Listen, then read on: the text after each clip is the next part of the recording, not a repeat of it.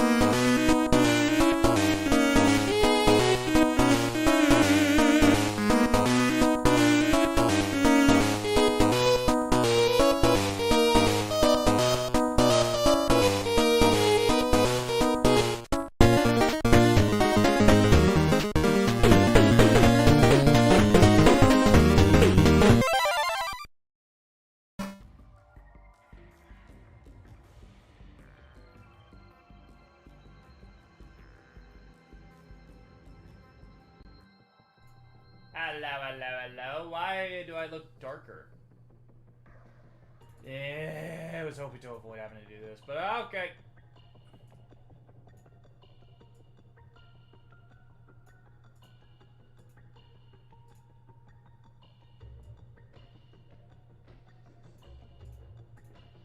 There we go. There we go. Alrighty, what's this? What's all this then? Hello. Lovely people. Wow, the mic's really in my face. Hello. Larry Bundy Jr. here.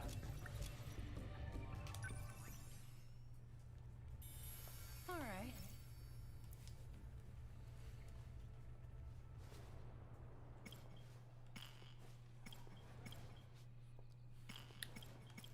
How's people doing?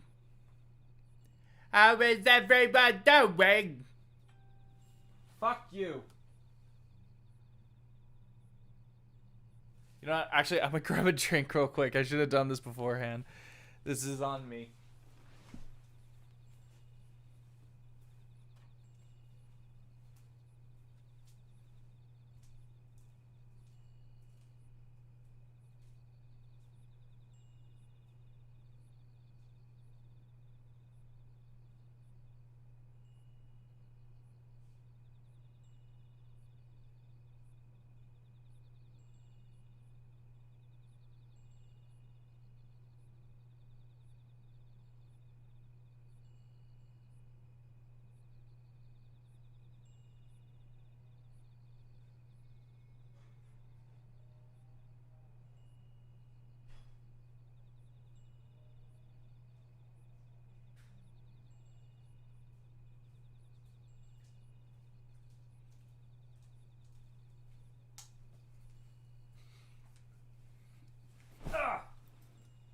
Okay.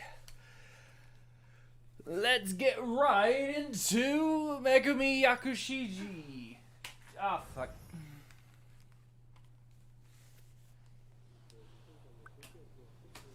I'm back. Oh.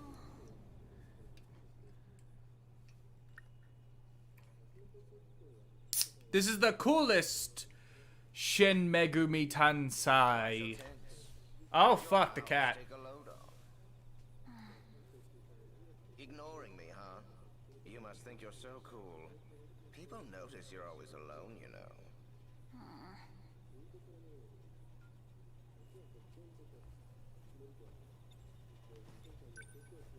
Change the channel from the news to some tokusatsu sentai thing.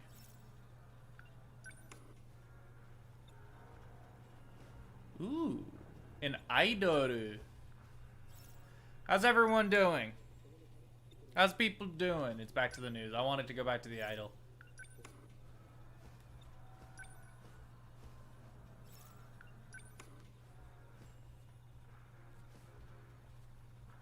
Come on, you're always so sensitive.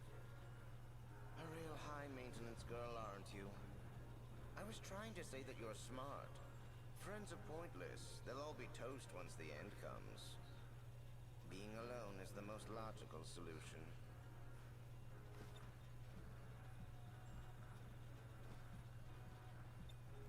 Wear apron.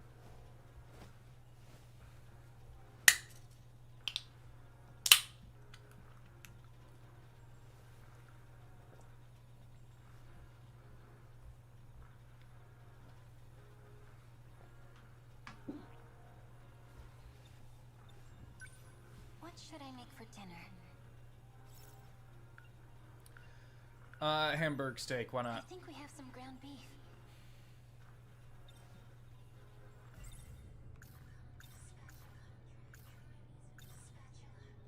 I'll make Juro's favorite meal.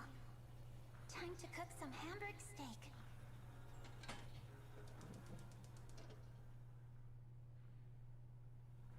And done.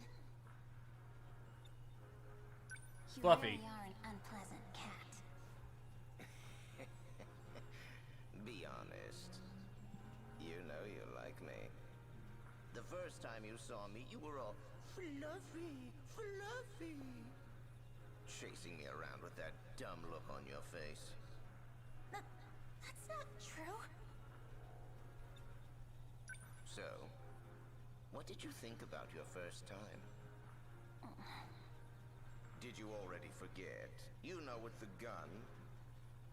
And you shooting Renya Goto? Don't say it like that. Don't go all gooey on the inside now. Come on, you can tell me. What was it like? Shooting that pale, arrogant prick. It felt great, didn't it? My first task after agreeing to the contract. The first witch I see. Magical girl. Happens to them. There's clearly more I can do here, but I'm gonna go this route. All right, whenever you're ready. If you're ready, that is. Easy for you to say, but actually pointing a gun at someone is Ah. just... It's not just a gun, it's a magical gun. Or would you rather it be a magical kitchen knife? I don't want that. Hi.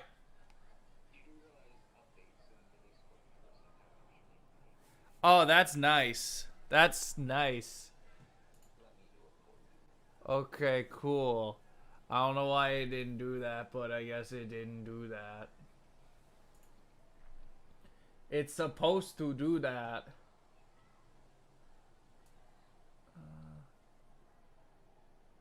Buh.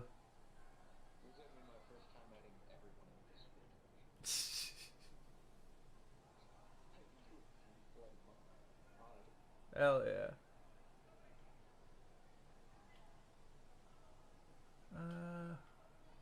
But you made good time because I literally like just started. Hell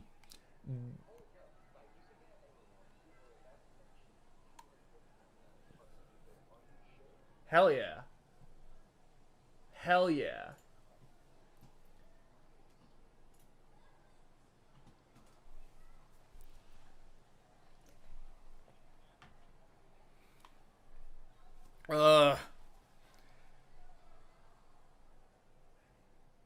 Yeah, there it is. There it is. Anyway, what we're doing right now, as you can see, we're currently playing as Megumi Yakushiji. This girl. A little bit of backstory on her, since you were not here for the tutorial. Let me get her thing. Megumi Yakushiji comes from the future, the destroyed world of 2025. A composed, laid-back girl who's also a hopeless romantic.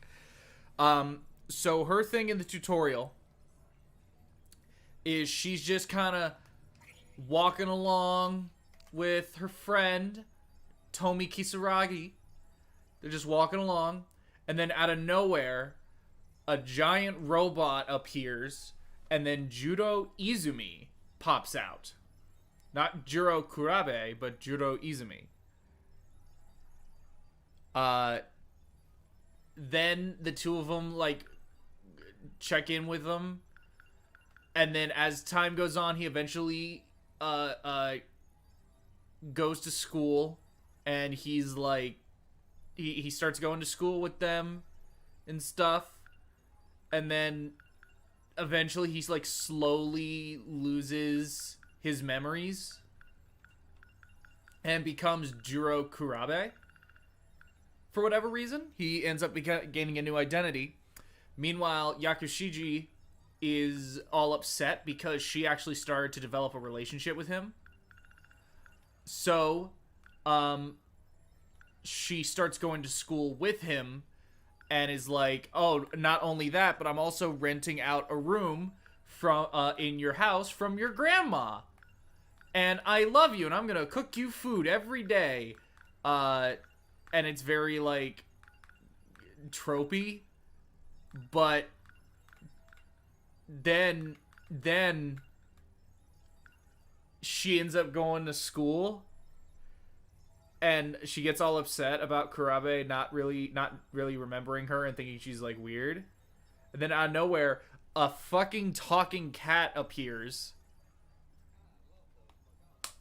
A talking cat appears and is like, hey, I have a contract for you. And then that's where that part ended. And then where it currently is with, like what, now that I'm playing as her, what her, like, basic scenario / timeline, whatever I guess you could call it. She comes home from school and the cat is there and she's trying to ignore the cat. And the cat is talking to her and is like talking about some shit that she doesn't want to acknowledge or think about. And then he's like, so how did it feel? How did your first time feel with that gun? And how you just shot that dude. And then I was given the option of remembering what the cat was talking about. And now I'm in the sequence in which the cat, assumedly this is right after he offers the contract. The cat is like, okay, here's a gun. Here is a magical gun. In fact, it's called Magical Gun in the Thought Cloud. So now I'm talking to this cat and she's like hesitant of like, I don't know if I want to do this. And the cat is like, what, would you rather it be a magical kitchen knife or something? And that's where I am right now.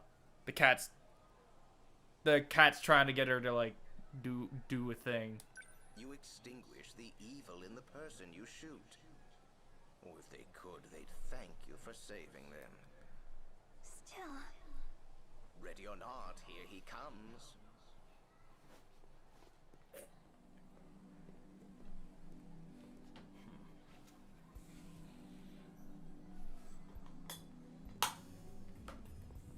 Shiji. It was quite unexpected of you to ask for me. What do you need? Well, I need to kill you.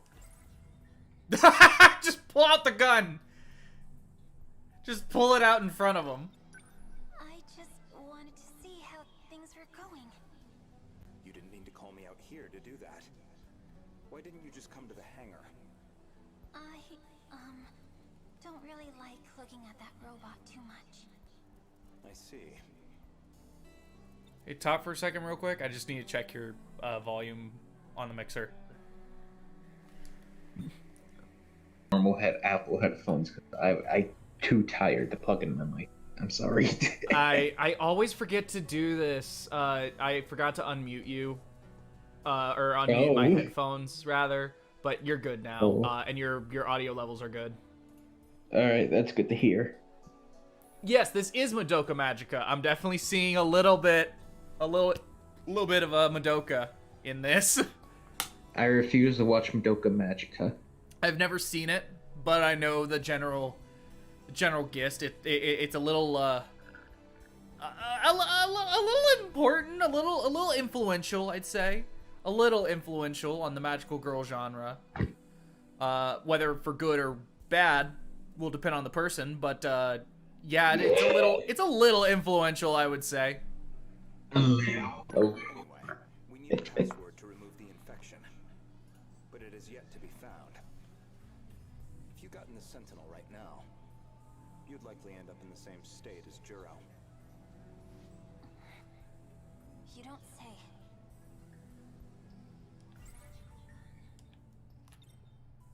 Use the gun on him.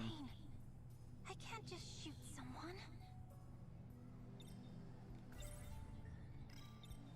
Anyway, we need a password to remove the infection, but it is yet to be found.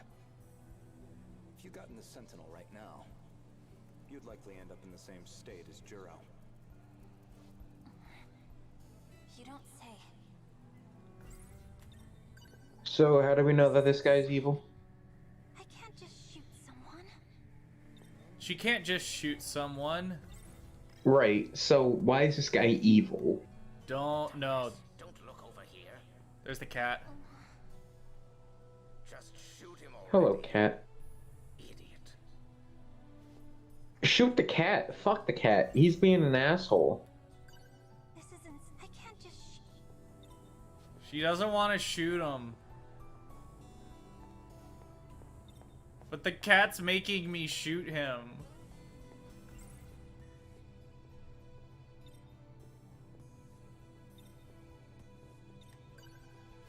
This isn't. I can't just shoot. Yeah, I know you can't just shoot someone. And if you don't, Oh, he had more to say. With the Sentinels as they are. we couldn't possibly win like that. Maybe so, but we cannot do nothing. At least Juro has not lost his ability to fight.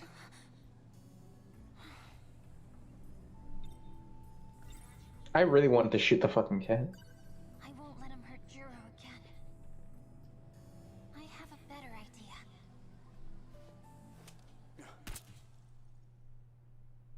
I really hope you fucking dodge that and hit the cat. Oh no. What have I done? You shot him in the arm. That'll do.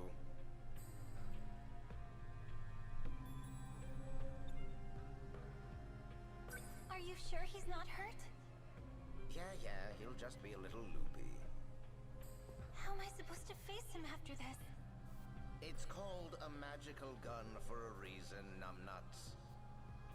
His memories of before and after being shot will be all fuzzy. He won't even remember coming to meet you. Well, we should probably make ourselves scarce now. Wait!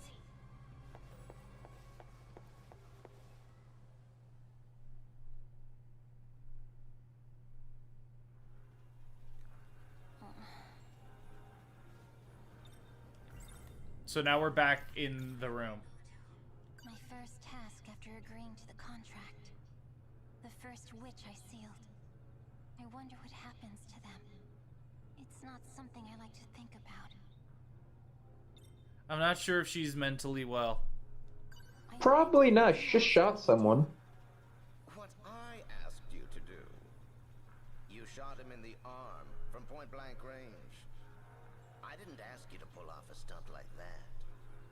But as long as it was on some part of his body, it shouldn't matter where I hit him, right?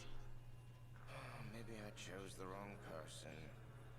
This one's got no sense of ownership. Your future's looking pretty bleak, kid. Listen, this isn't some idiot child's errand. We have a contract. Do I need to say it slowly for you? I'll grant your wish. And in exchange, you shoot the witches I tell you to. That was the deal. All you gotta do is shoot them. I don't care where. But if you fail, our contract is broken. Shouldn't you have already made up your mind about this? Yes. I have.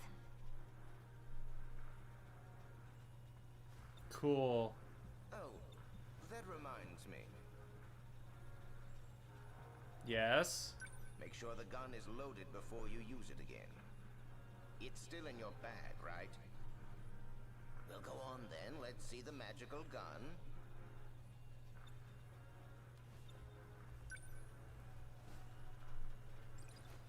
This gun, is it really magical? It doesn't look like a magical gun, but it certainly doesn't look like a gun. It's more like one of those medicine guns for shots. You do see how tall I am, right? Considering he's supposed to, like, apparently get all weird Still has and his enough memory will be magical blurry, and force. I wonder if it actually is, like, a medical thing. You never know when Yeah. you need to use this.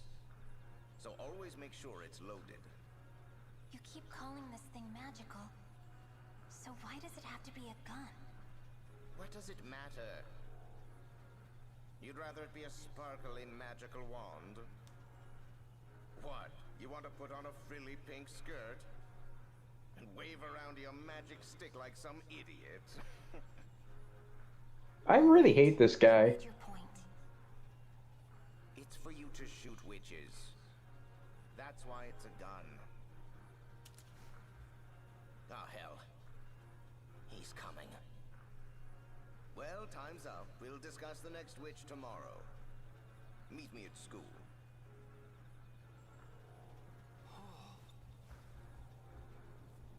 I thought I smelled something good. Let's see what he has to Have you say. had dinner? I just made some. Would you like to join me? No, I won't fall for that again. You can only stay here the rest of this month. Yes, of course. But I did already make this, so it would be a shame to waste it. Well, I wouldn't want all this to be thrown away. Fine, I'll eat. So, does she like him? Yes. And he does not like her. Kurabe does not. Izumi, I think he did. Hmm. There's the cat. Well, who's next? Oh. Are you ignoring me because of yesterday? Oh, right. Someone might overhear. I thought we agreed not to be seen together. That's why we've been leaving at different times. Meeting like this defeats the purpose. Should we start going together then? No.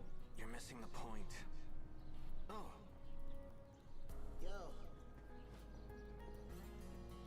good morning, Amiguchi-kun. Boarding. What are you listening to? Just brushing up on my English conversations. Wow. I'm obviously kidding. I'm jamming to rock, of course. Oh, well, your grades are always so good. It seemed believable. What's up? Oh, nothing. I was wondering, can I come over today? Sure, why not? Great. Also, I don't know if it's gonna be notable, but the cat is voiced by the same guy who plays one of Kurabe's friends. Right. And when the game opened up, you start off as playing as Kurabe, and you're hanging out with friends, and then you, on your way home, a thing happens, and then one of the Sentinels is summoned. Mm-hmm. And then the friend that's voiced by the same dude who voices the cat goes, "Oh, god damn it," and then does something to you, and then the game starts. Yeah. So- something. This cat seems fishy. I don't like it. I don't like this cat. I don't know if this cat's gonna have some connection to that one dude, but I hope people just Either way, this cat's an asshole. cats.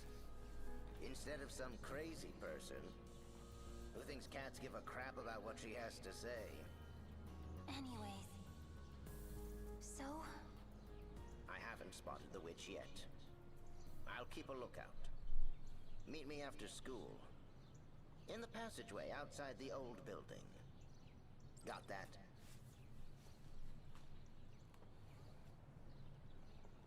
Man, I want to punch that cat. enter school.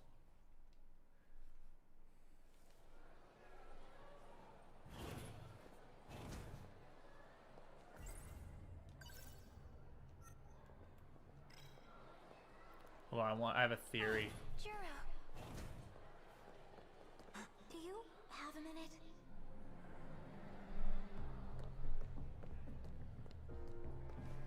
Kurabe-kun, over here.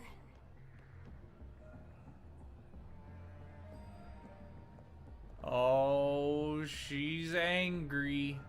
You just mentioned it. Oh, yeah. I didn't know you were into action movies. That one was a masterpiece. Pretty awesome. Lucky you. Oh shit.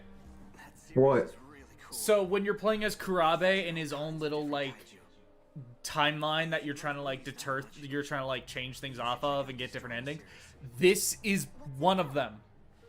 Oh shit. So Kurabe's little time loop thing is happening at the same time as hers. That's actually very interesting. I hope she turns out to be a witch. Oh god. Oh, fuck you. No, no, no. No. Oh, Yakushiji. So, you and that girl. Looks like you two are pretty close. What are you talking about? More importantly, why are you talking to me? We'd get expelled if they knew we were living together. That's why we decided not to talk to each other at school. Was that a thing in the 80s in Japan? Because I've never heard of that in the now. Either way, I don't like that. Instantly sets thoughts on the character.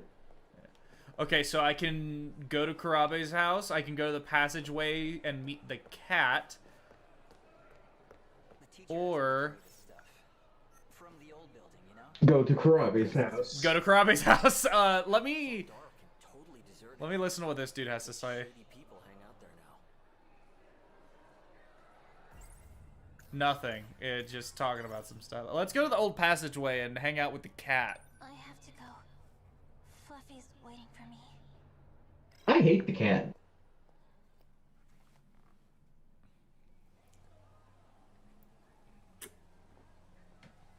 Fluffy.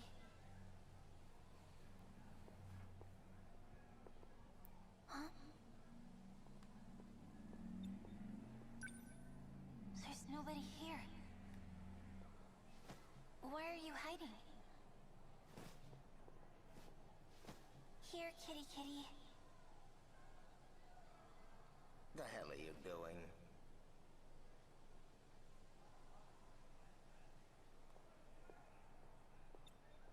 Huh? But you were just over there. All right, crazy. Come on, it's It's time to work. You know, I like how he's like, oh, there are some evil witches and stuff, but the moment she says you were just over there, he doesn't consider, oh shit. Yeah. The next witch is inside the old building. He's a boy with short hair. And is wearing a school uniform with no buttons. Amiguchi? So I just shoot him and his powers will be sealed, right? Uh-huh. Now, there could be one small hiccup. He's got a very not magical gun, and he might use it on you. Well, in case you've never been shot before, it hurts. So...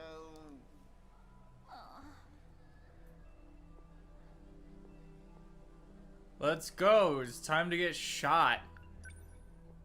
I like getting shot.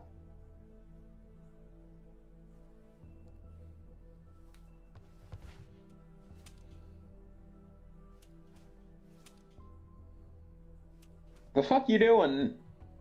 What if he sees you with that gun out? How badly would it hurt A lot. if I were to be shot? A lot. A lot.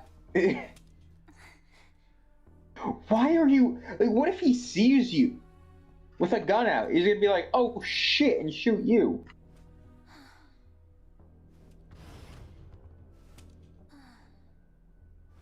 Not here. I really hope this cat's an evil bastard and we're being manipulated.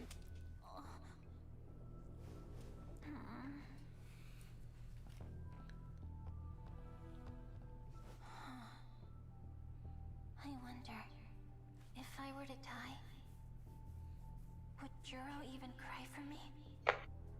Probably not. Yeah, let's be honest. Not really. Yeah. He doesn't seem to like you, and you seem like an asshole. Huh? What if that person she needs to shoot is herself? Dun dun dun. Because she has no buttons on her uniform. But she's a she. Yeah, also, she has long hair. Oh shit, that door's open. I opened it. Oh, I thought they were all just closed. Dang, I was like... No one here. Maybe he made a mistake. Oh! Oh, it's him! It's A Sekigahara! You're not sneaking The out guy. anyway. So you've been hiding. You're from Sector 3. You're from back then. So you're the one. You're one of Juro's friends. What are you doing here? It doesn't concern you. I don't think this was your idea. Who are you being used by? I'm fine with being used. If it's for Juro, I'll do whatever I have to. Wait! Yeah, that cat's definitely manipulating her. Invasion Site 2025. Juro, where are you? The last place the Sentinel was seen. It should be somewhere nearby. I want to know how the fuck you even go about planning a story like this. Like, having it be... Like obviously, write the full thing out, but, like, how do you determine what scenes to go in what order and, like, how to make it so that you don't reveal too much too early and, like... How do you do that? How do you plan this? I think the biggest thing is really having the end game fully structured. Because I feel like a lot of that stuff, when you have, okay, this is what this means, this is what this means, it's very easy to sort of piece it together slowly going backwards. Because when you know all the answers, you're like, okay, this is what I want to reveal, and this is what I want to keep secret. Probably. Megumi. I'm so glad. I'd be really interested to read, like, an interview on this kind of thing. Oh yeah, definitely. I'm sorry. Because, like, when it comes to something like the Zero Escape games, I don't know if you've played any of those. I've heard of them. But when it comes to games like those, it's a lot more not straightforward, forward, but rather like what it is it is a timeline like this, except it is a singular timeline with branching paths, as opposed to timelines, each character having their own timeline with branching paths that all break off from each other in their own ways. This is just you play as one dude the whole time with a singular timeline that just branches out. Right. So, like, I can kind of see, like, how it could work. I could see how, like, it would be, quote-unquote, easier to write a story like that. But this is, like, doing that, but literally times 13. Mm-hmm. It's literally times 13. If not more so, because there are characters who don't get timelines, so you have to constantly cross-reference that character with the other characters' timelines over and over and over and over and over again. This I would really be interested to read like an interview or something where they talked about how they planned out the story. Because I think that would be very interesting. Because just on that front alone, it's fascinating. Like, even disregard the quality of the story itself. Like, this can't have been easy. At least something when it's a singular character, like in the Xeriscape games, or if it's like Memento. Like that's something that I could totally see. Like, how you could kind of like rearrange things in a specific way. This is just like infinitely more complex.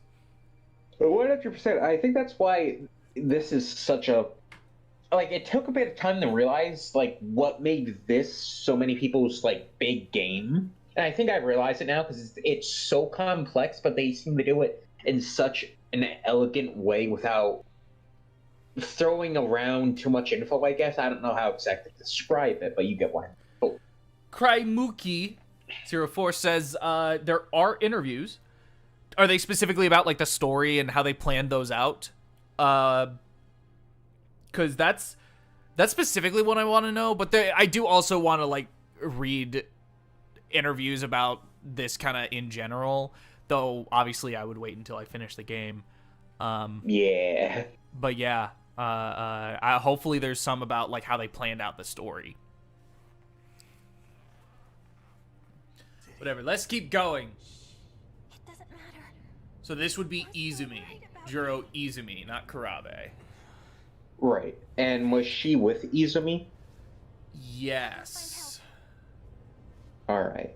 There doesn't seem to be anyone around, but they have to still be here somewhere. That's what you said. I just have to find them. Wait. Juro? Wait. Please. Don't go.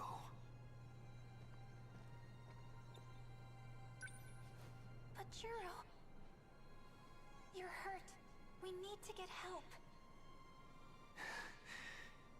I need you to stay. Please.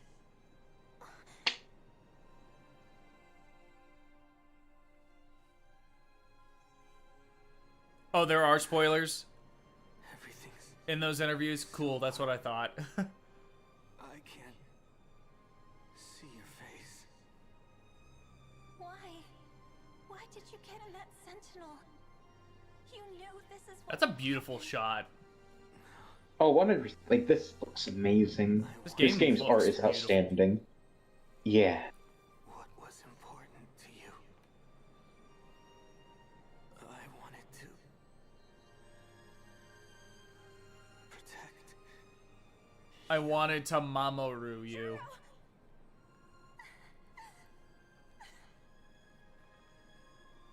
So, with all the time travel we have... Oh, hi, robot. Oh, hello, robot. Hello. That totally isn't suspicious. Oh! It is the man! It's A! For one Sentinel to do all this. Unbelievable.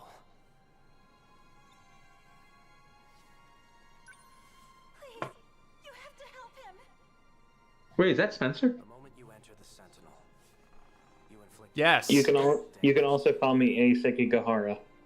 Oh, hello, Ace. in worst case, you become a husk. I'm gonna wait till the scene is done so I can complain about it. Got it. I love hearing you complain, Spencer. Hold up, I just want to double check. For over 2 hours. What's the button to pull up the transcript again? I don't think there is one. No, there is. You've done it before. I think. Is it touchpad? Yes. Okay, I just missed a single thing. Hey, you have to solve the moment you enter the Sentinel. You inflict irreversible damage to your brain. Your memory is destroyed. In worst case, you become a husk. Just being inside for a few minutes can be fatal. Easily endure that pain. He fought there. Okay. He displayed incredible strength, but you understand, don't you? It's too late for him. Are you from the future too? There was a time I fought alongside him. So you're one of his comrades, and yet you won't even try. Please, there must be something you can do. Izumi was a dependable and true ally. I will mourn this loss as well.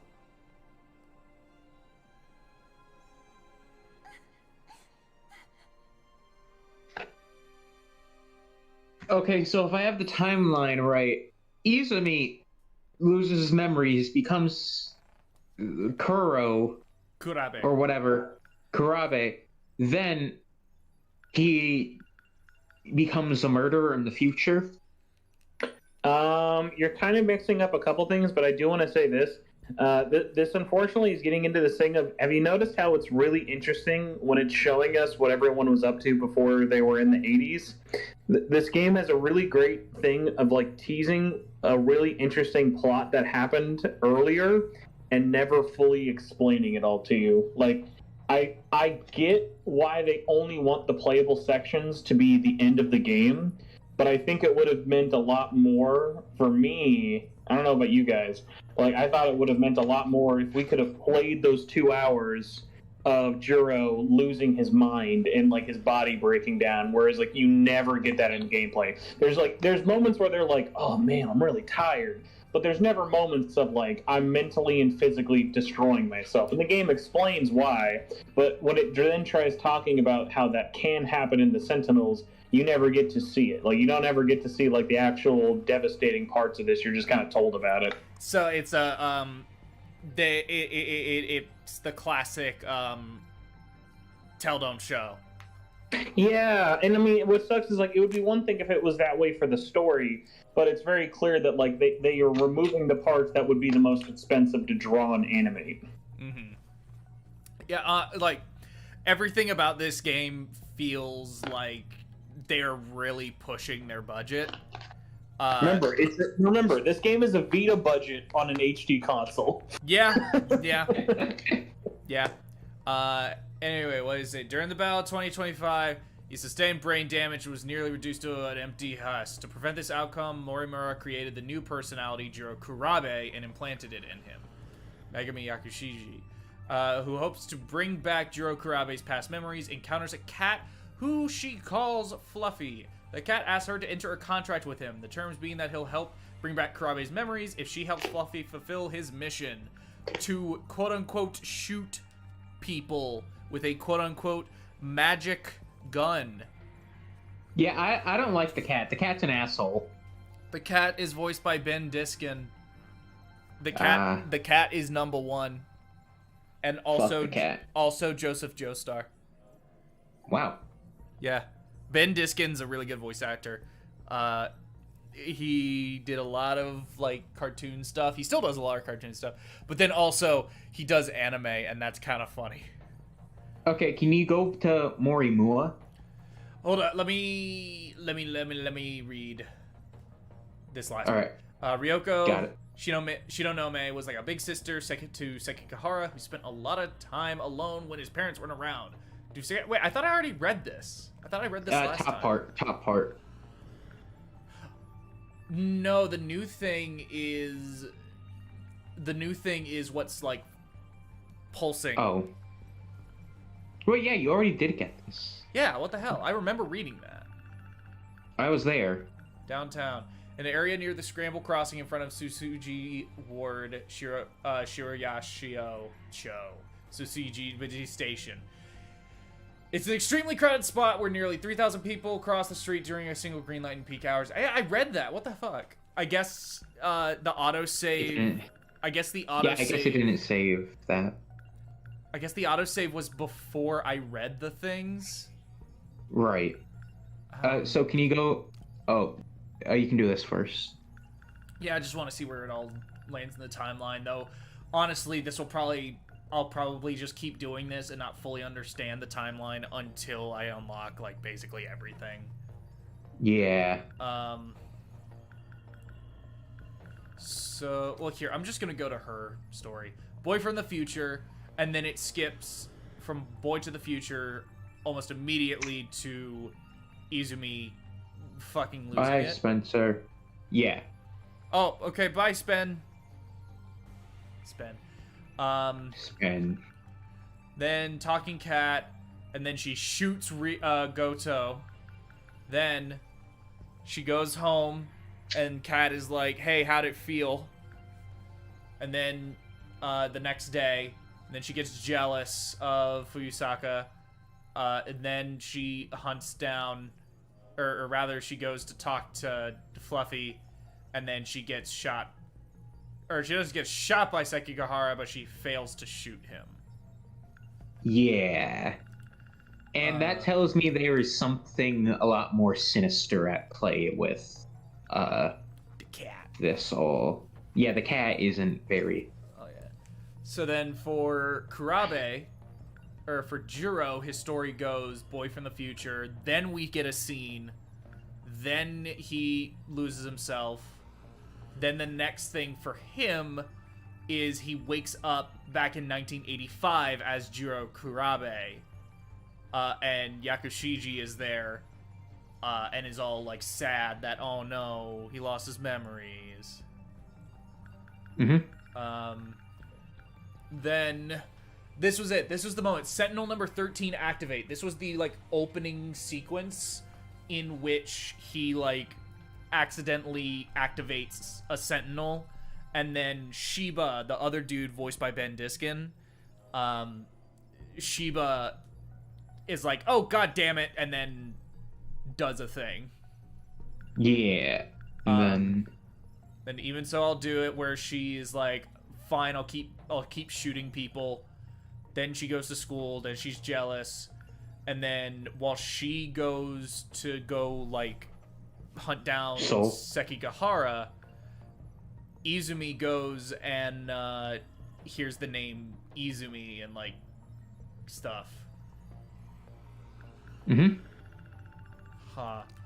Yeah, this is confusing, but we'll get... Okay, so Mori Mua is the blonde... the blonde hair... Is Fuyasuka's future self? I am pretty sure that is what it's heavily implying. Because that's what the blonde short hair cat, I don't remember his name. Sekigahara. Yeah, Sekigahara said... This dude. He said, I've come from the... Would you believe me if I told you I came from the future to kill you from the future? And it was like, I still love you. Or some shit like that. Yeah. Well, anyway, it's we like, can... Oh, go. So, there was the older Kurabe, or whatever, who was killing a lot of people, who was apparently with Morimua, who was then killed by the other fucking... The other fucking future Fuyuka, or whatever.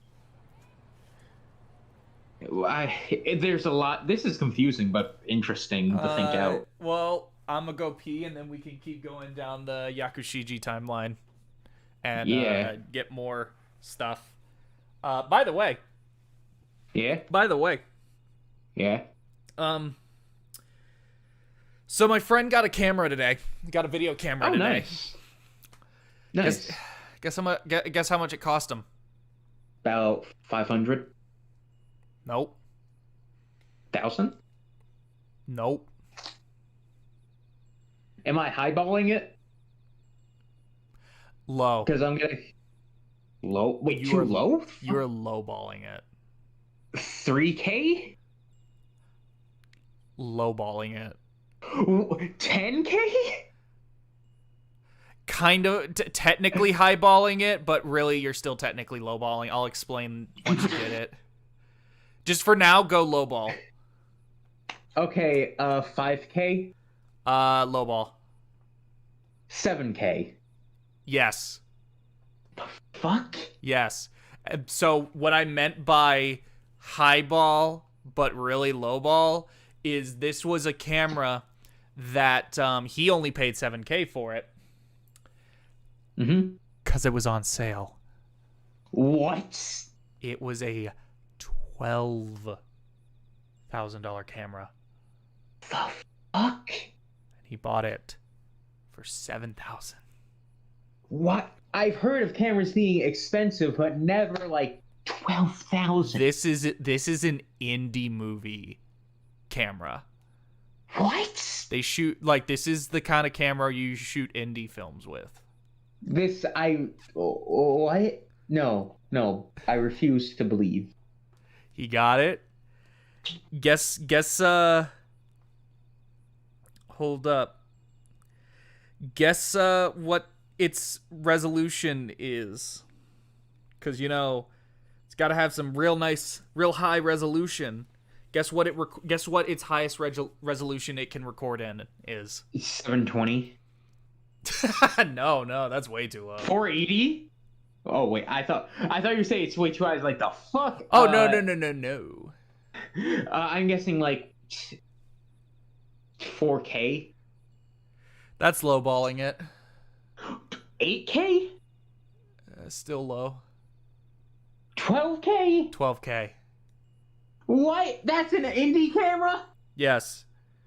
That is not a fucking indie camera. If you ever want to look up, if you ever want to get your mind if you ever just want to have your mind blown by cameras, just research Blackmagic cameras. All right, noted. Just yeah, so this is a Blackmagic camera. This thing, just from the picture on the side of the box, looks fucking insane. And this shit's an indie camera? This is for indie films. Cameras are expensive, dude. Like, actual film cameras are expensive. Like, I remember talking to my film teacher, and he was like, oh yeah, most cameras that are good enough will probably cost like around 500. Nothing too much. Like, 12K, 7K for it on sale for an 8K camera. Oh, 12K camera. Uh-huh. A 12K. I will say he did not fork over $7,000. Rather, he forked over $3,500, and then half of that was paid by his parents. Okay. The other half was his parents because Christmas. But it's still just like, Jesus Christ, dude, you bought a $7,000 camera. That's a bit much. What the hell? But he's toying around with it, and he just sent me some videos, and right. Obviously the lighting quality is not perfect, because you gotta like really toy with lighting and get the image right. But Jesus Christ, the image quality is really good. I'm looking at it right now. It is really good, and this is from him recording it with his. This is like being displayed on my phone, so this isn't even the full quality. Damn. This is insane. Why did this man do this? I know why he did it, but why? Jeez. Okay, I'm a be back. I'll go pee. All right. Hello, chat.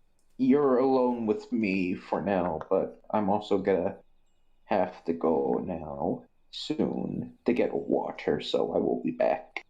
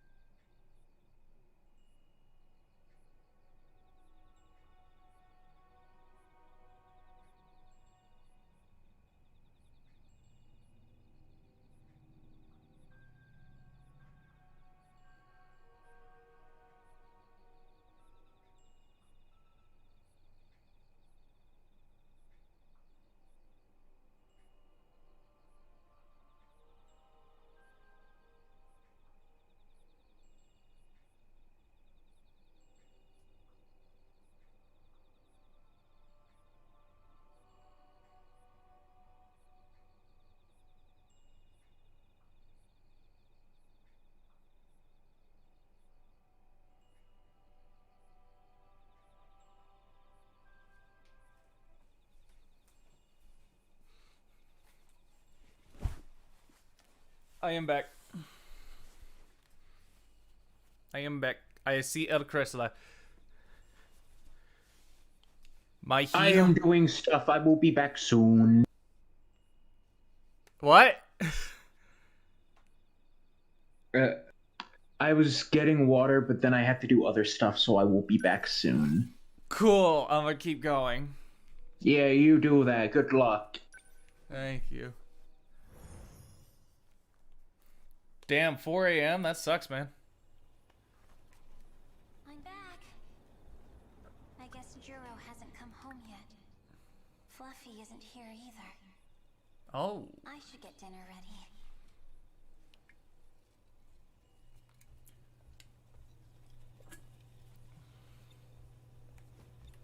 Turn on the TV. Top half of the third. Shimada coming in pinch hit. He's closing in on 1,000 hits. This could be it.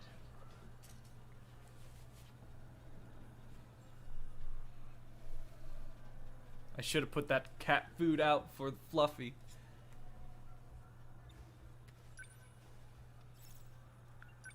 An up-and-coming star to keep an eye on. Miyuki Inaba-chan. What should I make for dinner? She's really taken Japan by storm. Grilled mackerel. It should come I as think no we have some surprise fish. that she's in this week's top 10 rankings.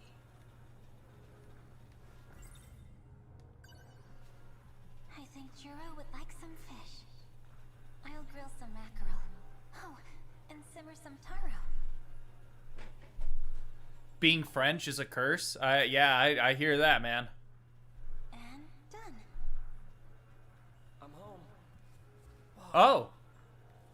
What a feast. Miura-kun. Did you make all of this? Amazing. We'll eat once Juro gets back. Why don't you go wash up while we wait? Right.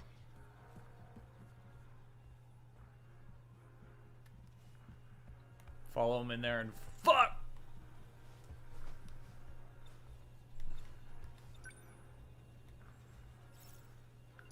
Now, on to an update of the ongoing Tsukuba Expo. The event has seen a record number of visitors this year, leaving the site heavily crowded even during the holidays.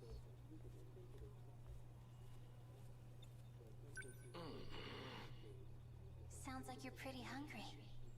It's okay. I will wait.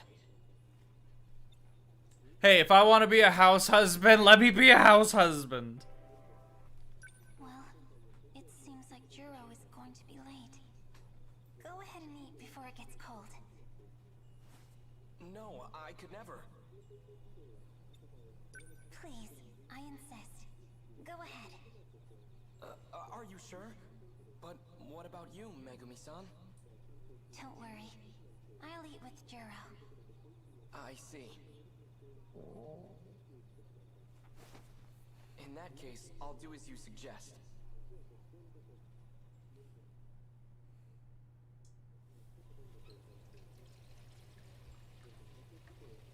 Thank you for always preparing our meals. It was as delicious as ever. Oh, thank you. Can I help you with anything? That's okay. I've already put away the cutting board and everything. Why don't you go watch some TV and relax? TV?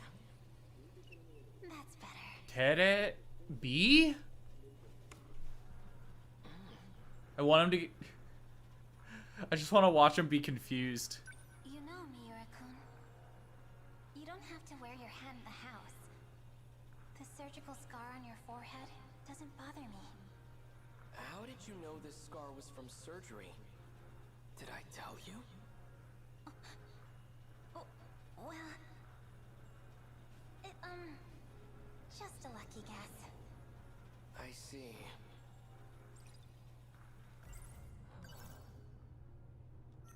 Before I go, I'm gonna see if there's anything else I can do.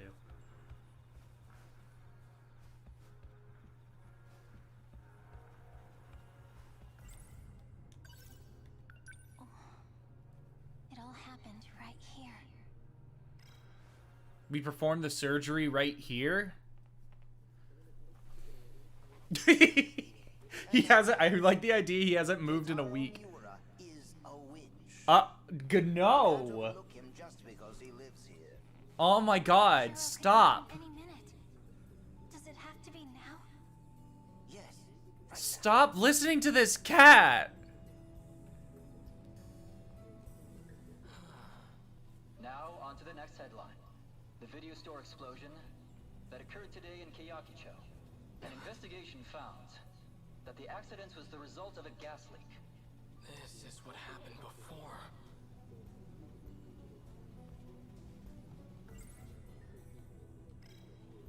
Oh, that's a little fucky. This is a little fucky. A very obvious clear filter just gets destroyed.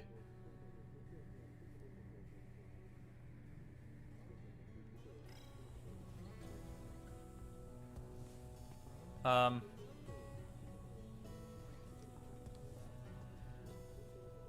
should... Don't come over here, you coward. Hurry up and shoot him right in the forehead.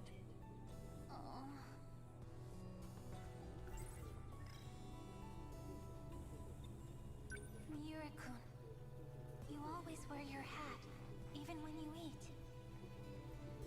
Megami-san? Why is that? It's because I have a scar on my forehead. I thought it might be unpleasant. Oh, you don't have to worry about that.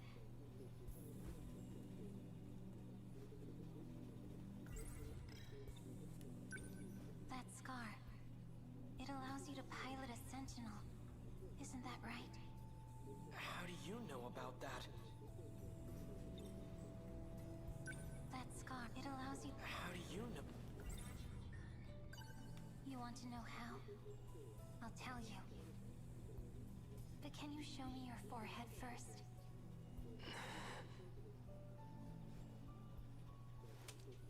I'm sorry, but I have no choice. This will hurt, but you'll soon forget.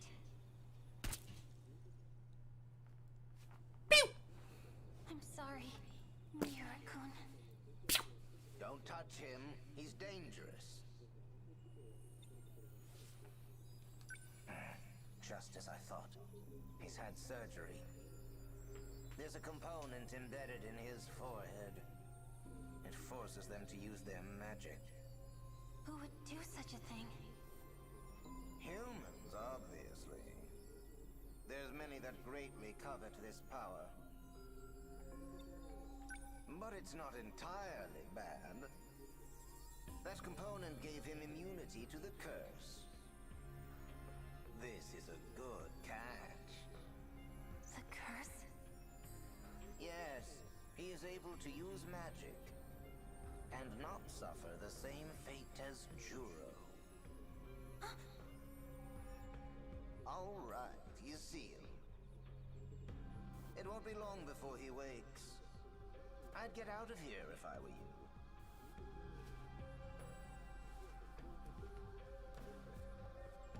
The curse, huh? Fuck, I leave.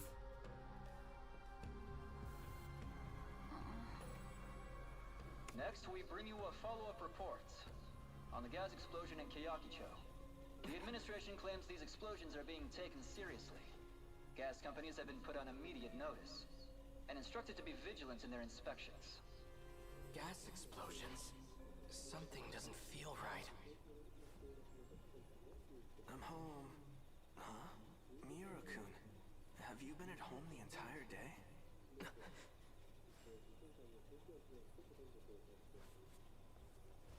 Juro, Jerk!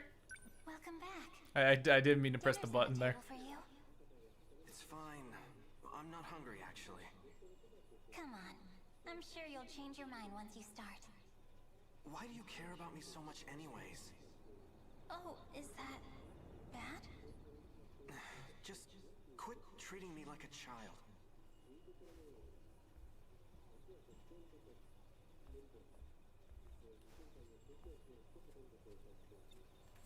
Miura-kun?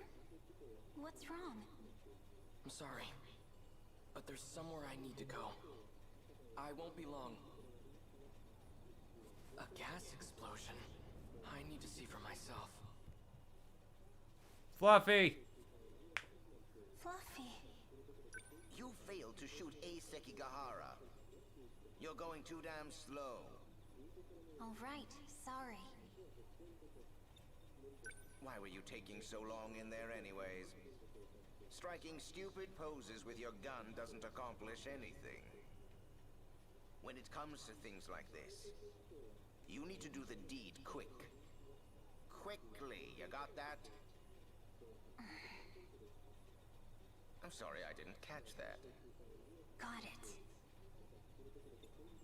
Well, nothing that can be done about it now. But you better not screw up this time. This time? Shu Amiguchi, the floppy-haired dunce that hangs around Juro. He is also a witch. You should still have some bullets left. Seal his powers tomorrow. Think you can handle that?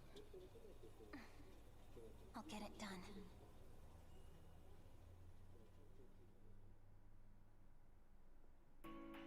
This is the most suspicious shit.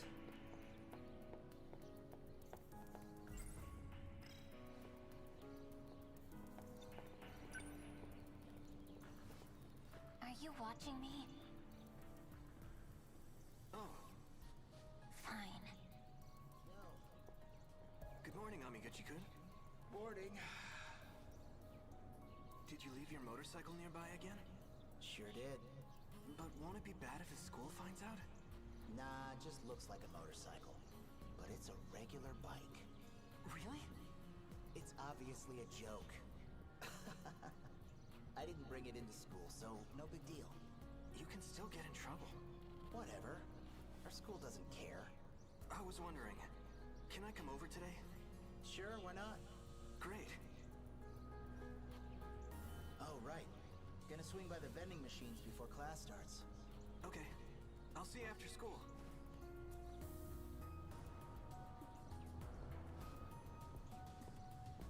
You got anything to say? Yes. Fluffy.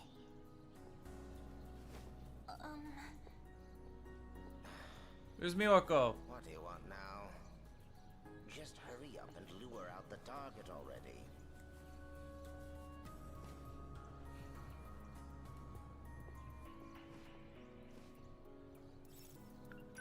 Enter the school.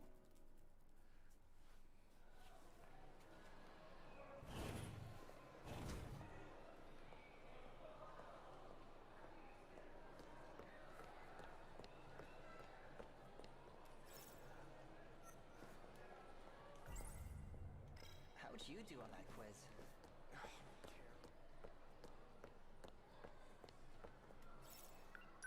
I guess go to the house. I'm back. I guess Juro hasn't come home yet. I wonder if he's mad at me. I should get dinner ready.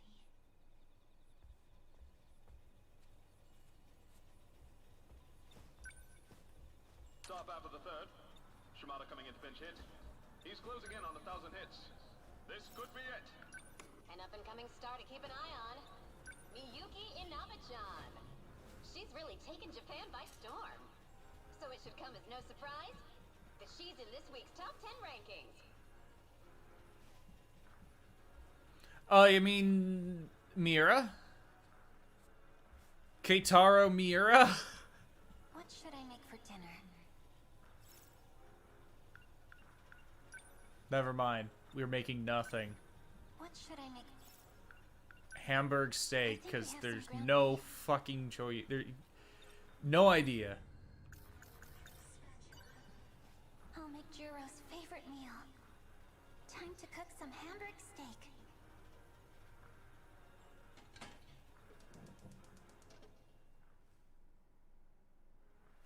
And done. I'm home. Jerk. Jerk. Dinner's on the table for you. It's fine. I'm not hungry, actually. Come on. I'm sure you'll change your mind once you start. Why do you care about me so much anyways? Oh, is that bad? Just quit treating me like a child. Juro.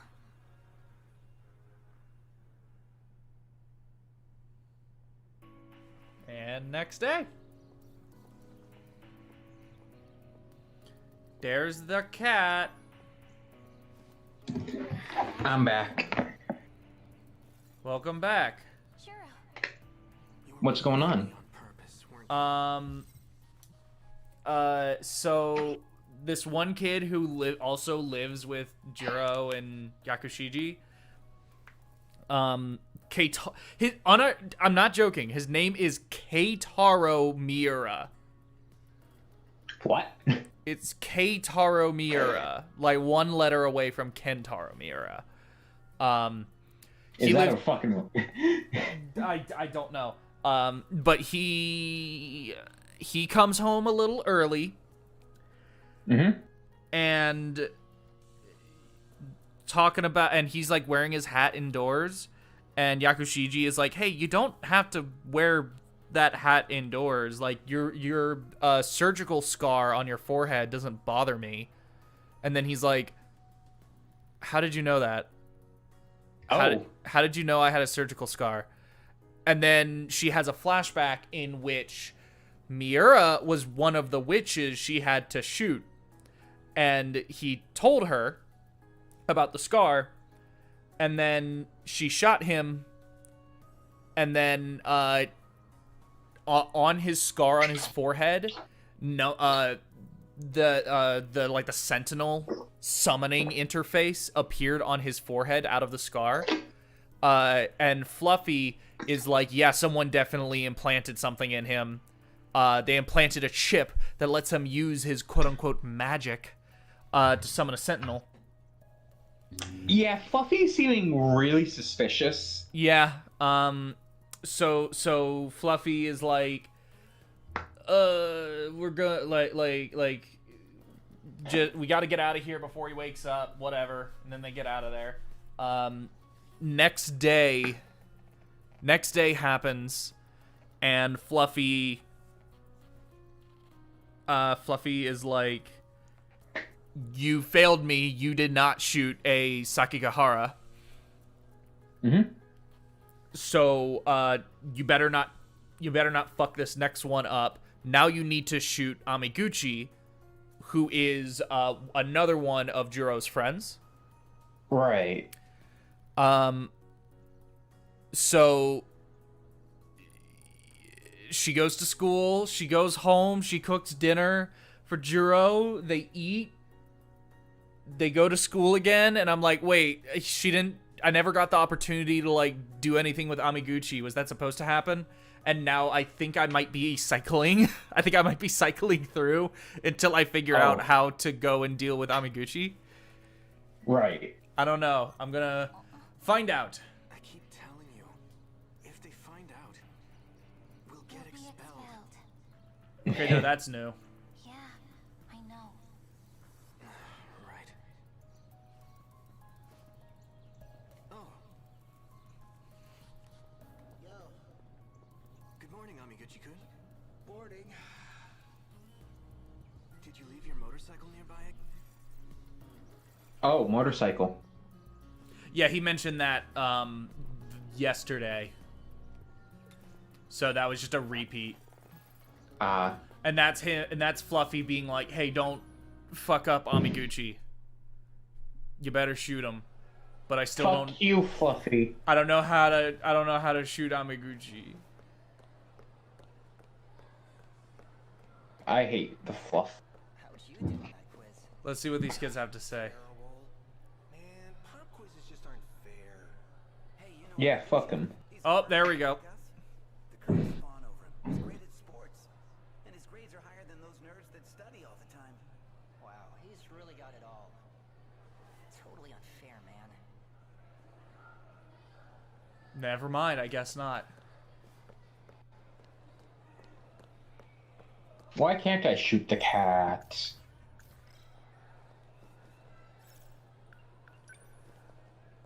So I heard about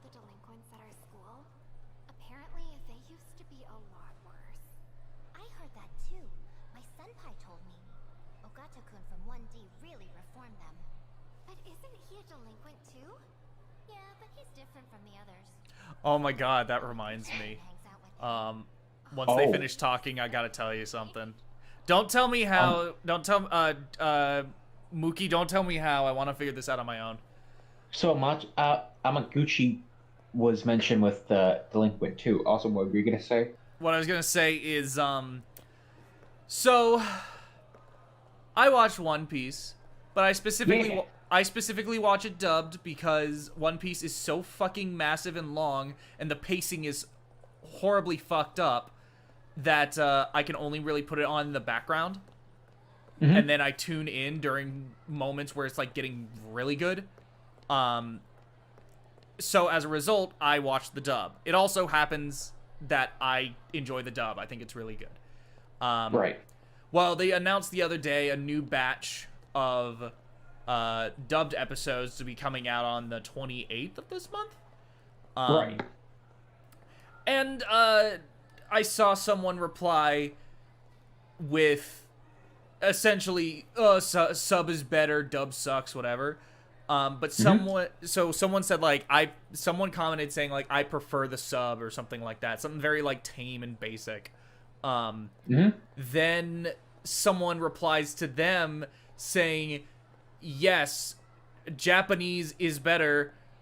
You can feel the emotion the characters have. They will say things like, I don't know what it's called, senpai, san, kun, chan. It immediately tells you how a character feel. It's like, you like the sub better because they use honorifics? That's why? That's what? That's why? Because they use honorifics? You know? Yeah. Like I don't mean not to say that Japanese honorifics and English honorifics are the same, but like, you know, there are honorifics in English, right? They're called Mr. and Mrs. and other stuff. And Spencer's Spencer. back. Spencer, why are you here? Why do you go? Why do you come? I'm back after a full course meal of... Wait, are we allowed to curse on this stream? Yeah, Yes. I say fuck like every 5 minutes. We're back after a full course meal of pussy. I guess Juro hasn't come home Pussy! yet. I wonder if he's mad at me. Or as they say in French, le pouce. La pousse. I don't know about you guys, but you know how people always talk about like fucking bussy and cussy and clusy? Hold on. What is cussy? Yeah, what is that? Cussy is car pussy. No Wait, what? way. You made that up. No, What? I'm serious. I saw someone. I did not make that up. I saw someone say that. You absolutely made that up. Chat, No. please back this It's up. real. No. It's real because it was about the Cars trailer. Oh my god. The song like, whatever. The fuck? It's called cussy. Come on up and back up that sweet cussy, baby. Yeah. But anyway, You've never made me want to kill myself more but than you this. guys, like everyone knows about bussy. Some people know about cussy. Not a lot true. of people. A lot of Not people true. know about I had clussy. to tell Mary about bussy. She was very confused at first. Damn. Do you remember what bussy is? Did you tell her about e-bussy? What's e-bussy? Is Is that like Genshin Impact boy pussy? No. There was some company that was trying to start a program that was essentially a bus that you would essentially like use like an Uber like service to have it come to your house to pick you up. It was called e-bussy. Oh my god. But it was clearly supposed to be e-bussy, but it's spelled bussy. Not in this timeline. It's spelled e-bussy, and it was really funny. God. 13 Sentinels ass job, rim job, e-bussy edition on the Nintendo Switch. Anyway, before we get too far away from it, you guys heard of bussy. You've now heard of cussy. You've heard of e-bussy and clussy. Now there's a new type of pussy for you. You ready for this? Mm-hmm. Bussy. See, I thought you were gonna say Mussy. No. What? No. Mac pussy. Vussy. Guess what Vussy is? Van pussy? No. Oh no.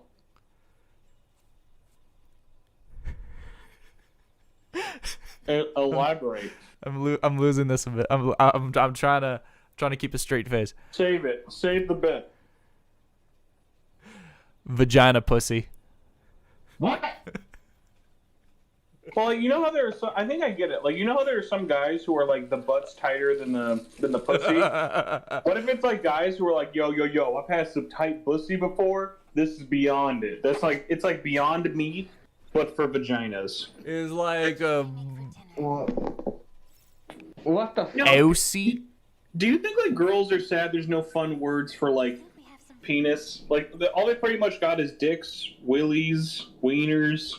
Like no one has a fun word like pussy for male genitalia. Yeah, not really. No, it's all mainly holes. Holes. Like Why are holes more fun than appendages at chat? Please let me know. That's a way. I mean, you can call a dick a hot dog. There are like a lot of like cock jokes, but Hey, Mac. Speaking of that area of the body, when are we gonna get you back into sounding? What's going on there? I don't want to talk about this. Hello, You cat. guys will never guess what I'm playing right now.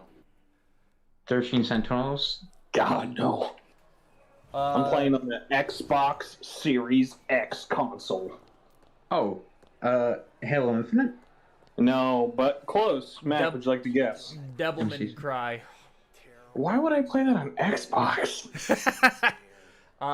Because they had temporary exclusivity on the demo. I don't know. That's a long time ago. Yeah, it was. No, I am playing Halo 2 for the very first time. I was thinking Halo MCC. I've played. MCC is what I'm playing because I just got an Xbox. Like literally, this is like the weirdest thing. I got an Xbox on the day Infinite came out. I bought Infinite, I bought Halo 5, and I bought MCC, but I've never completed a Halo campaign. So I'm going through them all in order. And let me tell you, I'm having a blast. Oh, that's good to hear. Honestly, the only Halo game I haven't actually played. Are you an Xbox guy, Nick? I had a 360. I played a lot of 360. Not as much anymore, but I'm totally like open to it. But I have played a bunch of Halo. Can you guys believe my entire Xbox console history was this? I played a lot of Halo on friends' consoles, never owned one or wanted to own one, and then what was it? Never owned a 360, and I only played it at friends' houses exclusively. All we ever played was zombies. Specifically, like Black Ops 2 zombies, which was weird. Like I was just Zombies was really fucking good. Well, yeah, I played it a bunch on like PS3, but it was one of those funny things of like my friends on 360 were very like vanilla in terms of what they had, and then I bought a Xbox One at launch for the least suspecting game that you think you would buy a $500 console for, and I bought it, no joke, for Killer Instinct. And I did not use that console very much. I think it was like I have one of my favorite stories is the reason I sold it was I wasn't using it very much come 2017, and I sold it because I was like the last thing I played on this was fucking Forza Horizon 3 and Quantum Break.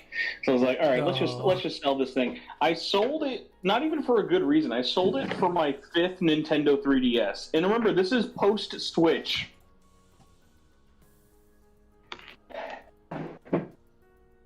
Does that at least have a capture card in it? No, it was for the Samus return system, but that's a pretty system, so I'm happy with that purchase. That is true. That's a fair purchase. What the fuck? LaRue put Amazing Spider-Man 2 on the same level as Spider-Man 2. Wait, what? I assume this is a Twitter thing? Yeah, he posted on Twitter his tier list based on the ones he's seen. And he put Spider-Man 2 on the same level as Amazing Spider-Man 2. Or rather, the other Am way I around. allowed to... It's still be like, am I allowed to bully LaRue for this? Yes. Because that movie's... Bro, putting Far From Home and Homecoming at D immediately means your list has no credibility. Especially below Venom. That just means you don't like the MCU and don't like... I get it if you don't like the MCU, but, like, you know how there's, like, that kind of reverse hipster thing of, like, yo, the MCU is for fucking lamos. And it's, like, just because it's popular. Like, seriously, if you're gonna look at, like, WandaVision, Loki, and even Hawkeye, and be like, yo, dog, that's trash TV. I'm like, you're actually high. I like Homecoming. I didn't like Far From Home as much. Really? Mysterio fucking stole that movie. I loved Far From Home way more than Homecoming. I prefer Homecoming. Yeah. Hold on, have we all seen No Way Home? I've seen I have not seen No Way Home. I have not. Oh my god, you got... Oh, no wait, Mac, I know you have, because you have a fucking dog shit take on it that I've been meaning to call you out on it. Oh, okay, fuck you! What are your beefs with it? Because you said there were some things that were, like, plot holey you couldn't even forgive. I'm like, what was the plot hole you couldn't forgive? I didn't say I couldn't forgive it. I said there were some obvious plot holes that were more a result of prioritizing fan service. You gotta tell me. You can give like a 5-second spoiler. I'm not gonna say it when Elcrest is right here. I haven't watched it. Elcrest, put yourself down, like put your headphones down, and then when you see me mute myself, then you can know to come back in. All right. Okay. All right. Chat, you've been warned. Bad takes incoming. Oh, wow. How about go fuck yourself?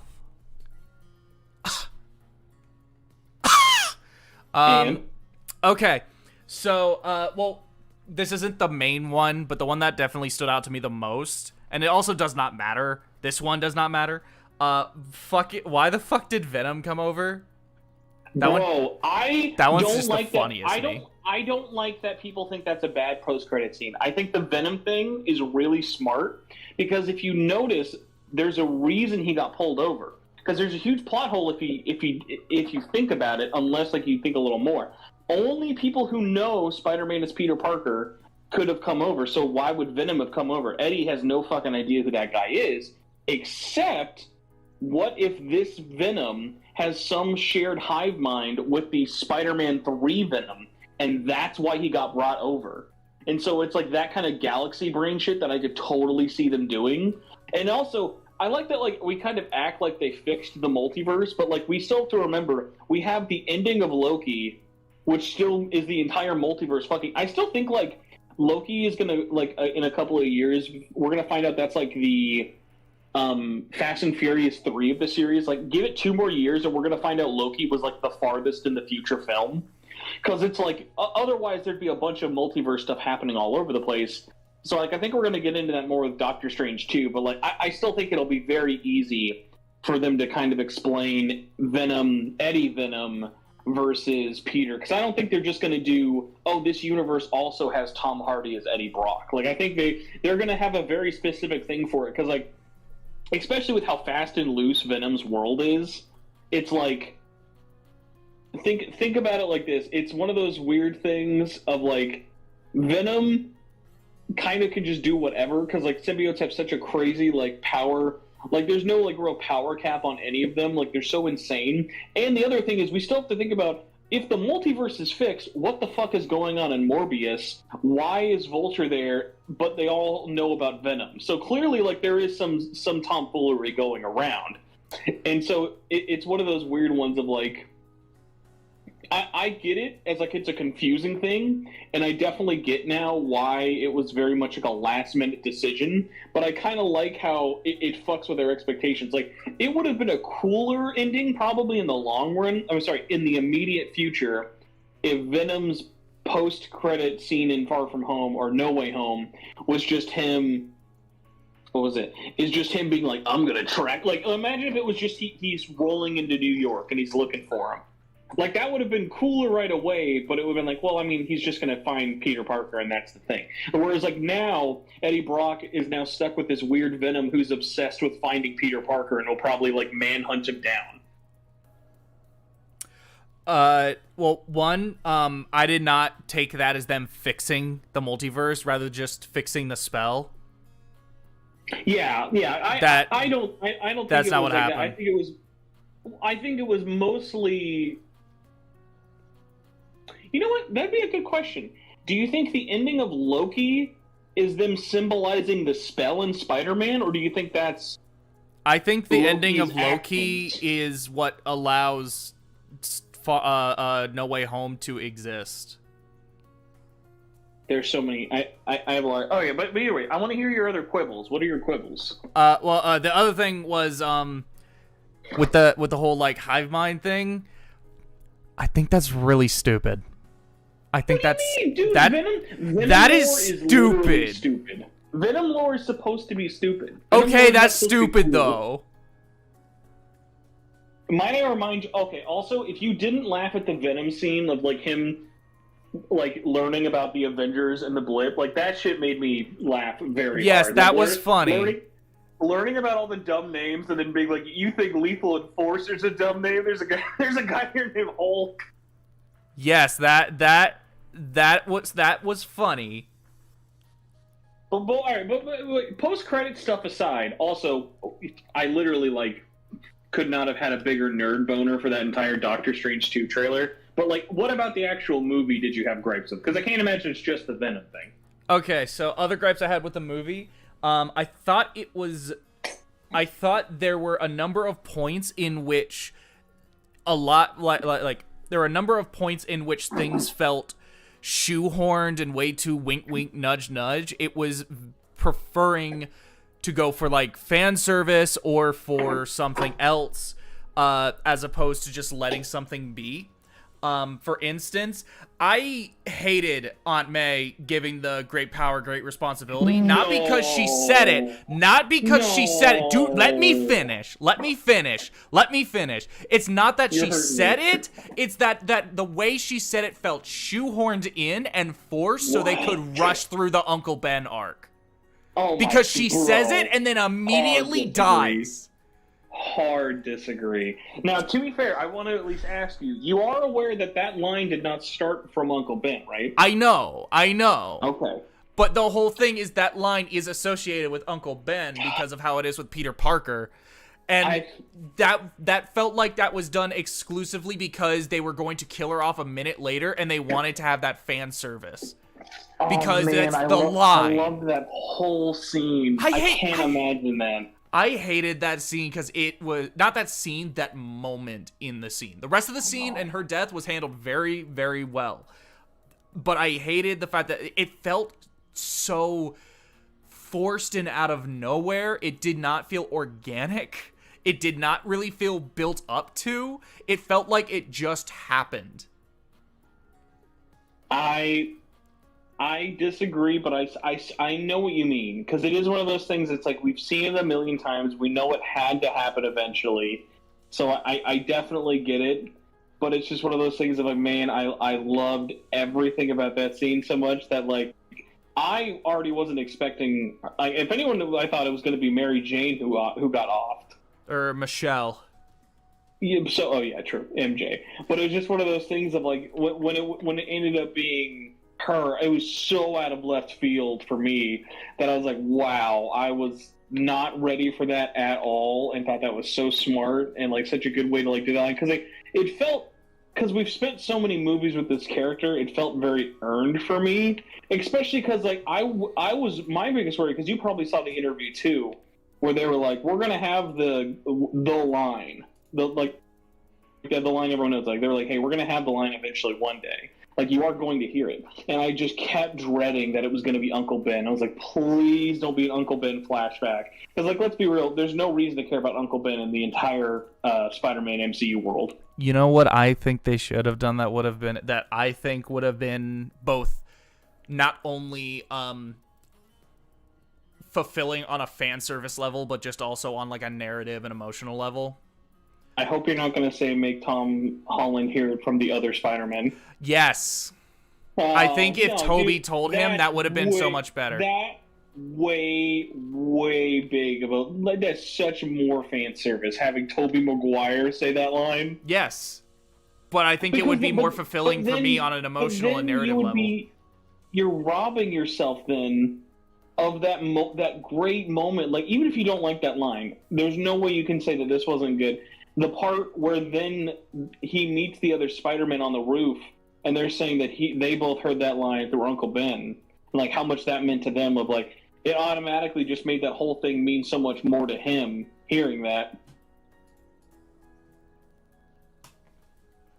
Because then if it was just like, hey, I'm going to tell you something my grandpa told me once. I'm like, I don't even care who your grandpa is. Get out of here, old man. Also, I will say, this line, I think, I'm surprised has not been picked up more. I think as a society, we will come together and collectively agree the best line in No Way Home has got to be, hey, did you bring your suit, or are you going into battle looking like a youth pastor? I fucking died my pants, like, I pissed my pants laughing at that line.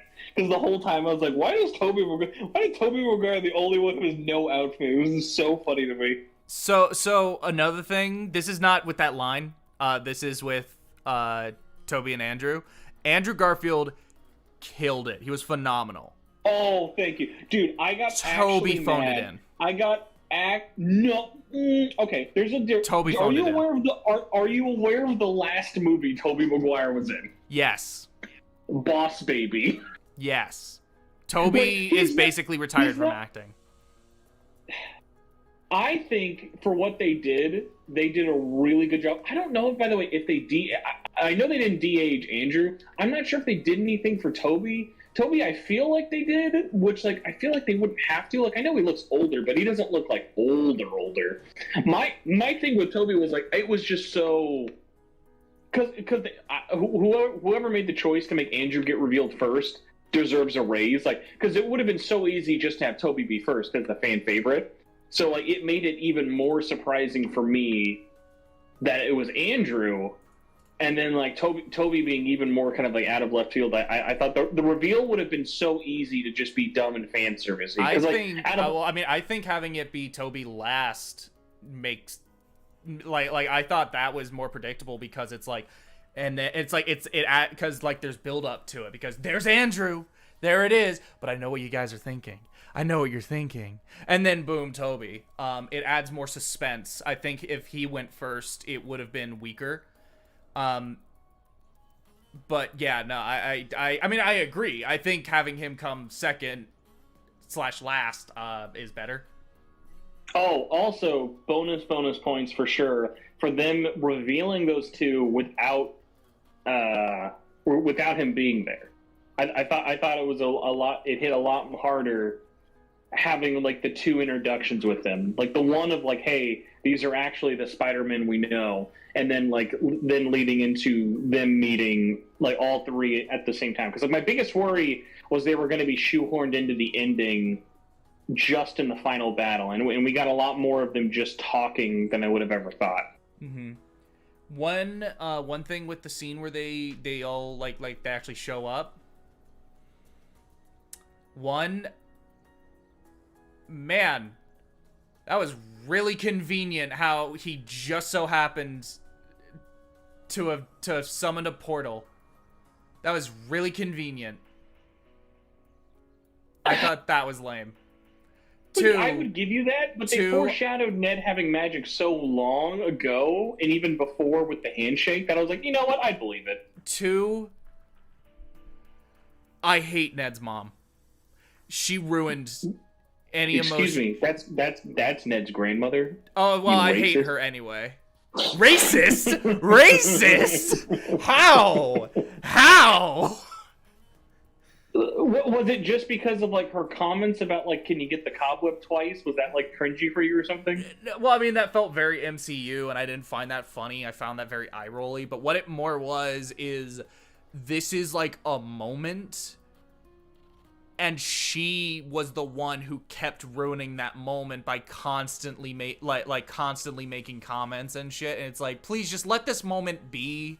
Let the emotions of this scene carry itself. Don't. So were you more upset by that than with how did you feel then about MJ throwing the bread at Andrew? I thought that was also dumb, but that still felt more organic. Because See, I just loved everything about that, because we have to remember, for us, we're so jaded going into that scene of like having no idea who these people are, that like for them, because they have no idea who these people are, like these just look like a bunch of weirdos, and they're so used to having superheroes in this world that like it kind of wouldn't be the craziest thing ever to imagine there would be Spider-Man copycats. No.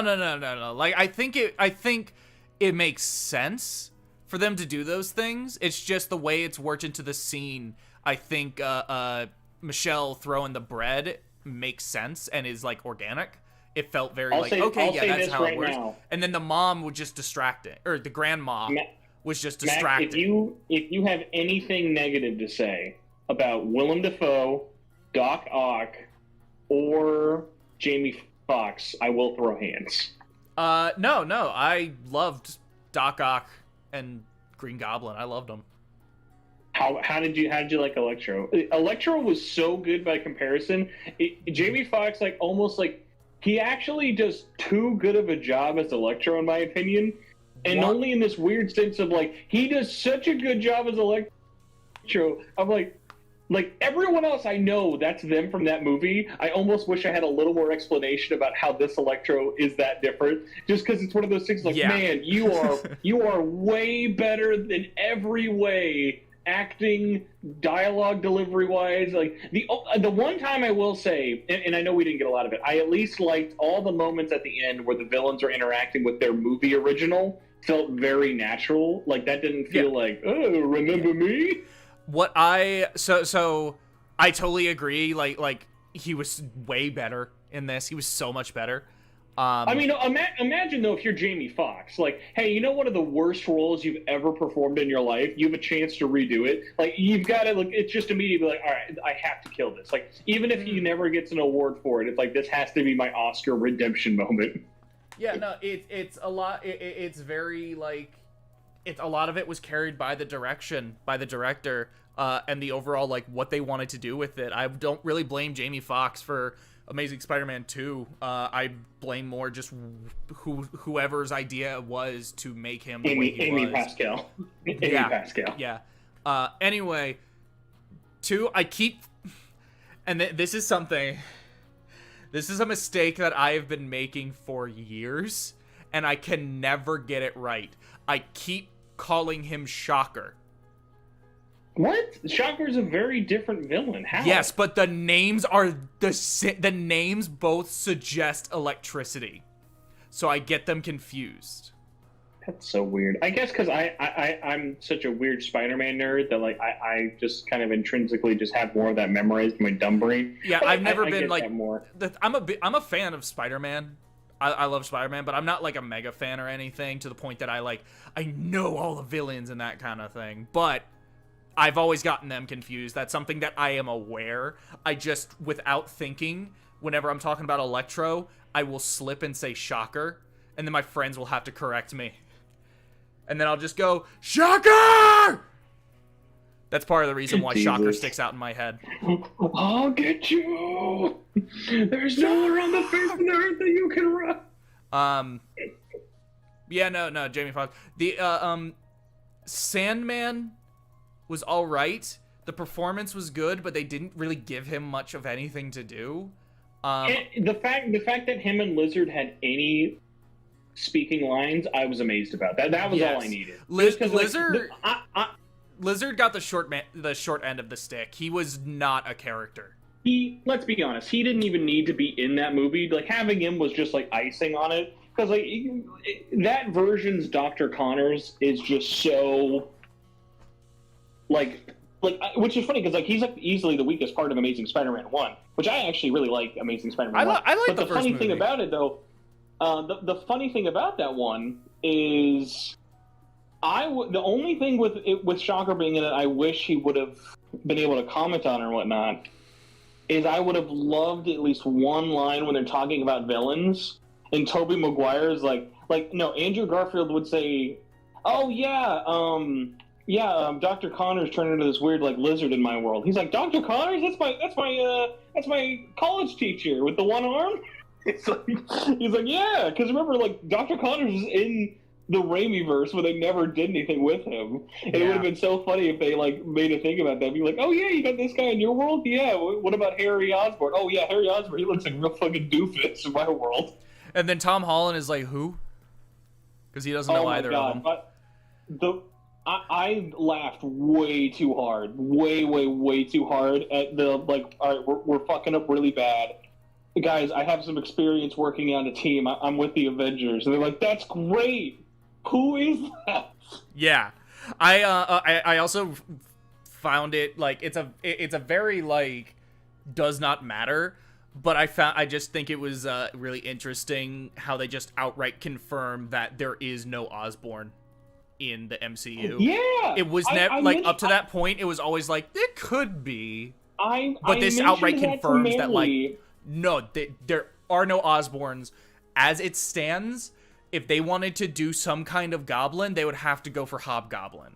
They could not do any version of Green Goblin because the Osborns aren't what's funny there. about that is like I get that is like, man, that's kind of a bummer in the sense of like, hey, if you wanted Green Goblin or any of the Osborns, but then also at the same time, I'm kind of like, I like that they did that because like this was our chance to kind of just get that out of our system because like Spider-Man has so many villains. That's why one of my favorite things about Homecoming is that it's just Vulture. Like, remember how long we all wanted Vulture to be in a Spider-Man movie?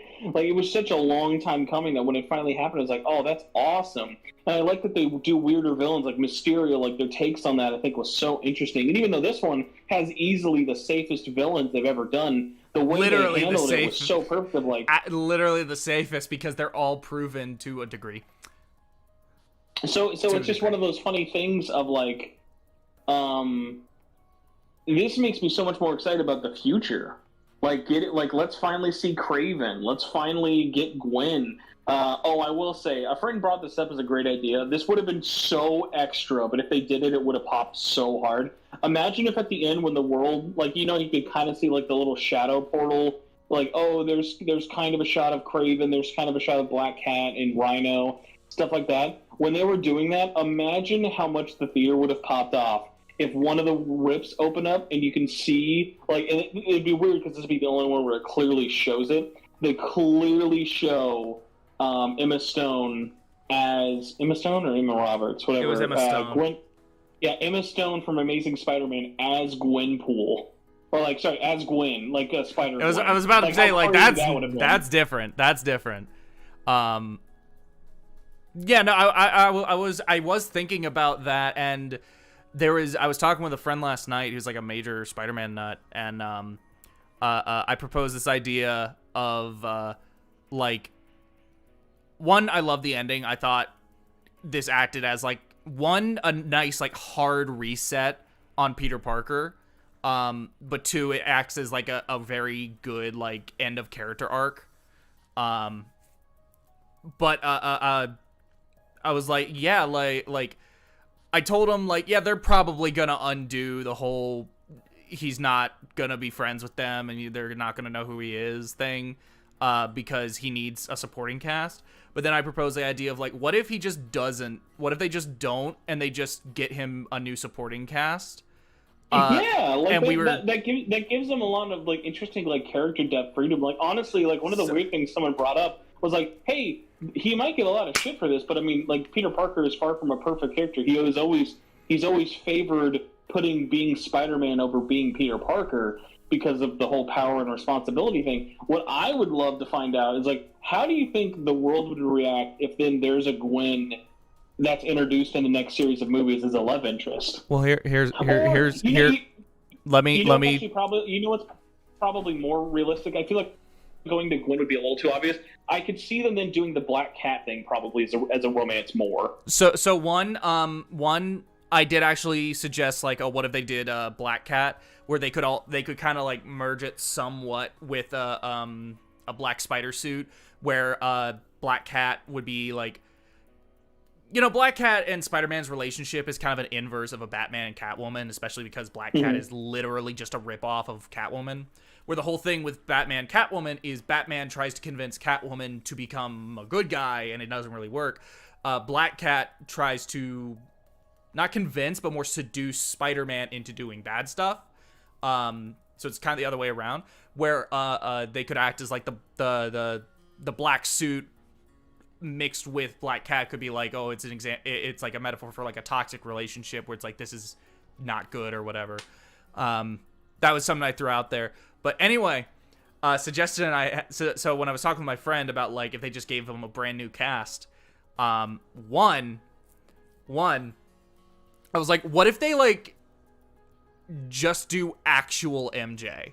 They just actually do Mary Jane. That would be real. I think that would be really funny because because they created an original character to be MJ, quote unquote. And if they were just to go straight into Mary Jane, or if they were to eventually introduce a real Mary Jane, I think that'd be really funny. Go on and say your thing, and then I got a follow up to this. Also, I was gonna say I definitely did not think we would go this long. The one thing I will say, because I feel bad for Elcrest. But before we stop banishing Elcrest, where do you rank it? Because honestly, for me, this is probably my favorite Spider-Man movie. I want to do multiple watch-throughs just to confirm. This might even be better for me than Into the Spider-Verse. I think you're crazy for that, but anyway, I would say it is my third favorite. It is my third favorite, only behind Spider-Man 2 and Homecoming. I think I like Homecoming a little bit more. And then Spider-Verse, it's not even on the list. It just transcends the list for me. Wow. But I would say it's my third favorite. I did like it a lot. But anyway, Also, you cut out when you said I like it better than Spider Blank. Oh, wait, what? I said I liked it better than Spider... What did I say? You said it's definitely not better than Spider-Verse. It's better than Spider Blank, but I like Homecoming better. Oh, I didn't say I like it. It's better than Spider Blank. I said I like Spider-Man 2 and Homecoming more. Or at least I know I like Spider-Man 2 more. I think I like Homecoming more. I would need to rewatch it. But then Spider-Verse just transcends the list. So not counting Spider-Verse, I'd say it's my third favorite. I will say Jamie Foxx definitely had one of the best. I know they were never going to fit Miles, but the fact that there was the whole scene of like, I always thought you were black, man. Would have been cool if there was a black Spider-Man out there. You live in Queens. I rolled my eyes at that. I rolled my eyes. Dude, that's so on the nose. It's like, that was an example of what I was talking about with the whole wink, wink, nudge, nudge things. It wasn't it didn't take away from it, but I just rolled my eyes of like, oh, okay, I get it. That feels like improv almost. I'm going to mute myself just because the answer to this question is not spoilers, but then hopefully Elcrest will know that you can come in. Real quick, before you do that, let me just say the follow-up to my whole, like, what if they introduced Mary Jane thing?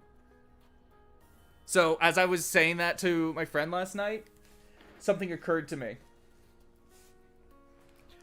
If they were to do that, Michelle would just be Michelle would go from being the MCU version of Mary Jane to being the MCU version of Gwen Stacy? Because that's the high school sweetheart that Peter had before he had to give her up for one reason or another. When one, she dies, and the other, he gives her up to protect her. And then that connected from one thing to the next of like, oh my god, what if they do Ghost Spider, but it's not Gwen, it's Michelle, and then they could have Zendaya be like, look, we have Zendaya as Spider-Woman, as Ghost Spider. I think Spider-Gwen fans would be upset, but that feels like the kind of like, oh, we can milk the popularity of Zendaya and a really cool costume. That was just something I thought of. It was like, oh my god, what if they did that? I could see that. The one I am curious because I feel like you could make a whole thing out of this, but we talked about everybody except this person. Please tell me, just give me your raw ass thoughts about how great Willem Dafoe was. Oh, he was perfect. He was perfect. Willem Dafoe's a phenomenal actor. I don't think I've ever seen him put in a performance that was less than stellar. He's amazing. I've never seen a bad performance from him. Did you mute yourself? I'm assuming you muted him. I did so. Chris could know to come in. What, did you ask me something? Sorry. I was just like, you weren't responding, so I was thinking like, did he mute himself? I think he muted himself, and that's what I said. And then you responded. My wife came in with a very strange question. Oh wait, no, never mind. What? Okay, well while you do that, I'm gonna get back to the game. Please do. Wait, then what? Why are you asking about CCW? Who's this? CCWDM. No, So CWW. Oh no, that's fine. I don't have to be muted for acronyms. Does anyone know what dirty acronym CWW might stand for? CWW, cock with weenus. Wait, what the fuck? That's not Elcrest. Oh, hey, bro. Guy. Oh, hey. How's it going? Yeah, dude, you weren't saying anything. Also, I know. 102 servings, I agree. Willem Dafoe was the only redeemable thing about Death Note live action. He was perfect in that. That was the only good thing about that movie. L was pretty good. The guy who committed to L did a not L bad did job. L. You know what? Yeah, I'll give the movie that. I thought the actor who played L, he did a good job. But yeah, no, Willem Dafoe was the only thing that was like perfect, or like great about it. Anyway, yeah, hello, friend. Hello. How's it going? We are playing. I am playing a game. One, we just finished our Spider-Man spoiler talk. So I am aware. I came in while you were giving your opinion about. I can't believe Mac doesn't do. I can't believe Mac doesn't do Spider-Man content. What a coward. Yeah, I'm a coward. I'm gonna be honest. I keep telling myself I need to see Into the Spider-Verse and then not seeing it. Oh, it's literally on Netflix. What excuse do you need? It's like the easiest, most. It's just right there. It's ready for you.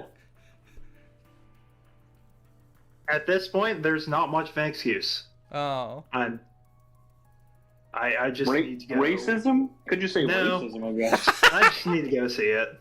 Well, I have I have it on. I got the Ultra HD 4K copy, and now that I have a PS5. What? Now I have a PS5. I have a steelbook. I have the steelbook of it. You got the steelbook, huh? No, my point was that I have the 4K, and now I have a PS5 and a 4K TV, so I can see it in the highest quality. Which TV's resolution, though? I wanna let's get our e-penises out for this. I don't know what my TV's resolution is off the top of my head, but I know it can handle 4K. Okay. I made sure of that. Anyway, Anyway, imagine 8K Spider-Verse 2.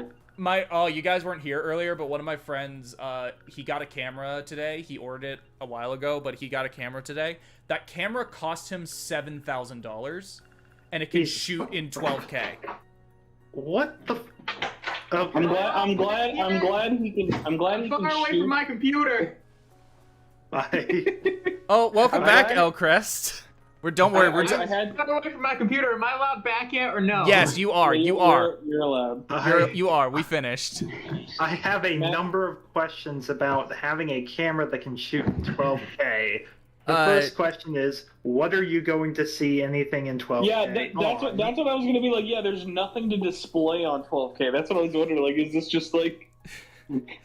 So what it is he wants to shoot an indie film, and if he was to do that, a projector. Nothing says indie quite like 12K. Nothing says indie like a $7,000 camera shooting in 12K. You guys want to know the best part? You want to know the best part? You're the lead? No, it wasn't a $7,000 camera. It wasn't a 7K camera. It was a 12K. It was 12K. It was just on sale. Jesus. Wait, are you saying it's a 12K camera that records in 12K? Yes. Yes. So that's that's 1K a K. That's not bad actually. Exactly. All right. Yeah, I know. So while I was gone, I just spoiled myself an entire We Have No Way Home. I know that the Japanese Spider-Man comes into the end with his mech, starts punching everyone, kills like fucking Doctor Strange. Aunt May explodes. Straight up, my favorite part was when Tobey Maguire and Andrew Garfield came in, killed Tom Holland, and said, "Don't worry, the MCU is over now." You're free. And it goes to the Japanese Spider-Man, and it's just like this anime opening that turned into One Piece. Japanese Spider-Man comes in, destroys everything with his mech, and then says, "Don't worry, Disney is making Sentai movies now." Honestly, I will say this. Mac, I'd be curious how you agree with this. I will say one of the biggest benefits oh wow, this is a weird. They're straight up just punching a guy in a chair in Halo. Okay. Sorry, I was punching Robert Atkin down, so I somehow didn't know it was in Halo 2. So it's just safe to assume he's in everything. That is true. So no, the thing I was going to ask about, would you say it's a benefit? Because I definitely would in this movie. I think one of this movie's weirdest benefits I didn't even think of until I saw it is that it's the least MCU dependent movie in the entire trilogy. Yeah, you do not need to see any MCU movies for this. Yeah, no, like the only, honestly, I feel like the closest to you have to have seen it is Far From Home, and even then, not really. I mean, it would help if you knew who Doctor Strange was, but otherwise, you don't have to have seen Doctor Strange movies. All you need to know is he's magic. You can just know that one line J. Jonah Jameson says in Spider-Man 2. Should we call him Doctor Strange? No, it's already taken. Some weirdo. I would have liked it if they had a reference about that or something, since, it's Green Goblin and stuff. Wait, so they have all the Spider-Man villains, but they don't have two J. Jonah Jamesons? No, they should have had the two of them interact. Exactly. Like I would have loved to just watch this movie on IMAX or whatever the fuck and see J. Jonah Jameson, whatever the fuck, I can't pronounce it right now, in the Spider-Man suit from Spider-Man 2. Into the JJ verse.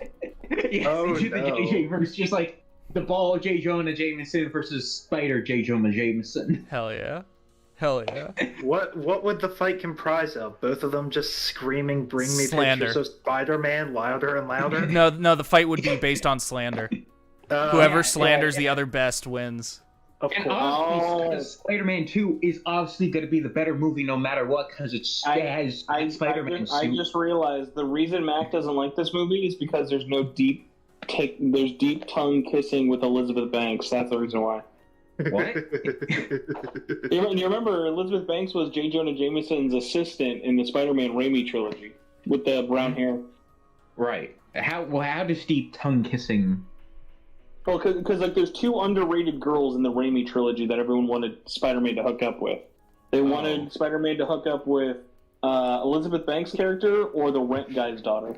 And how do I connect to Elizabeth Banks' character? How does Macca connect him? You seem like more of a guy who would like Elizabeth Banks type character because she's a little sassier. Like Ursula doesn't give me pegging energy. Like Elizabeth Banks character. I mean, you can't go to my cover photo on Twitter, and it's not. I mean, that's not going to help my case. I want that to be like on your dating profile, like just put it at the very top saying bonus points for pegging, or like all peggers welcome. No, Macca, don't do it. Oh man, you guys can blame Misa for that cover photo, by the way. I am the voice of temptation and insanity. Do it.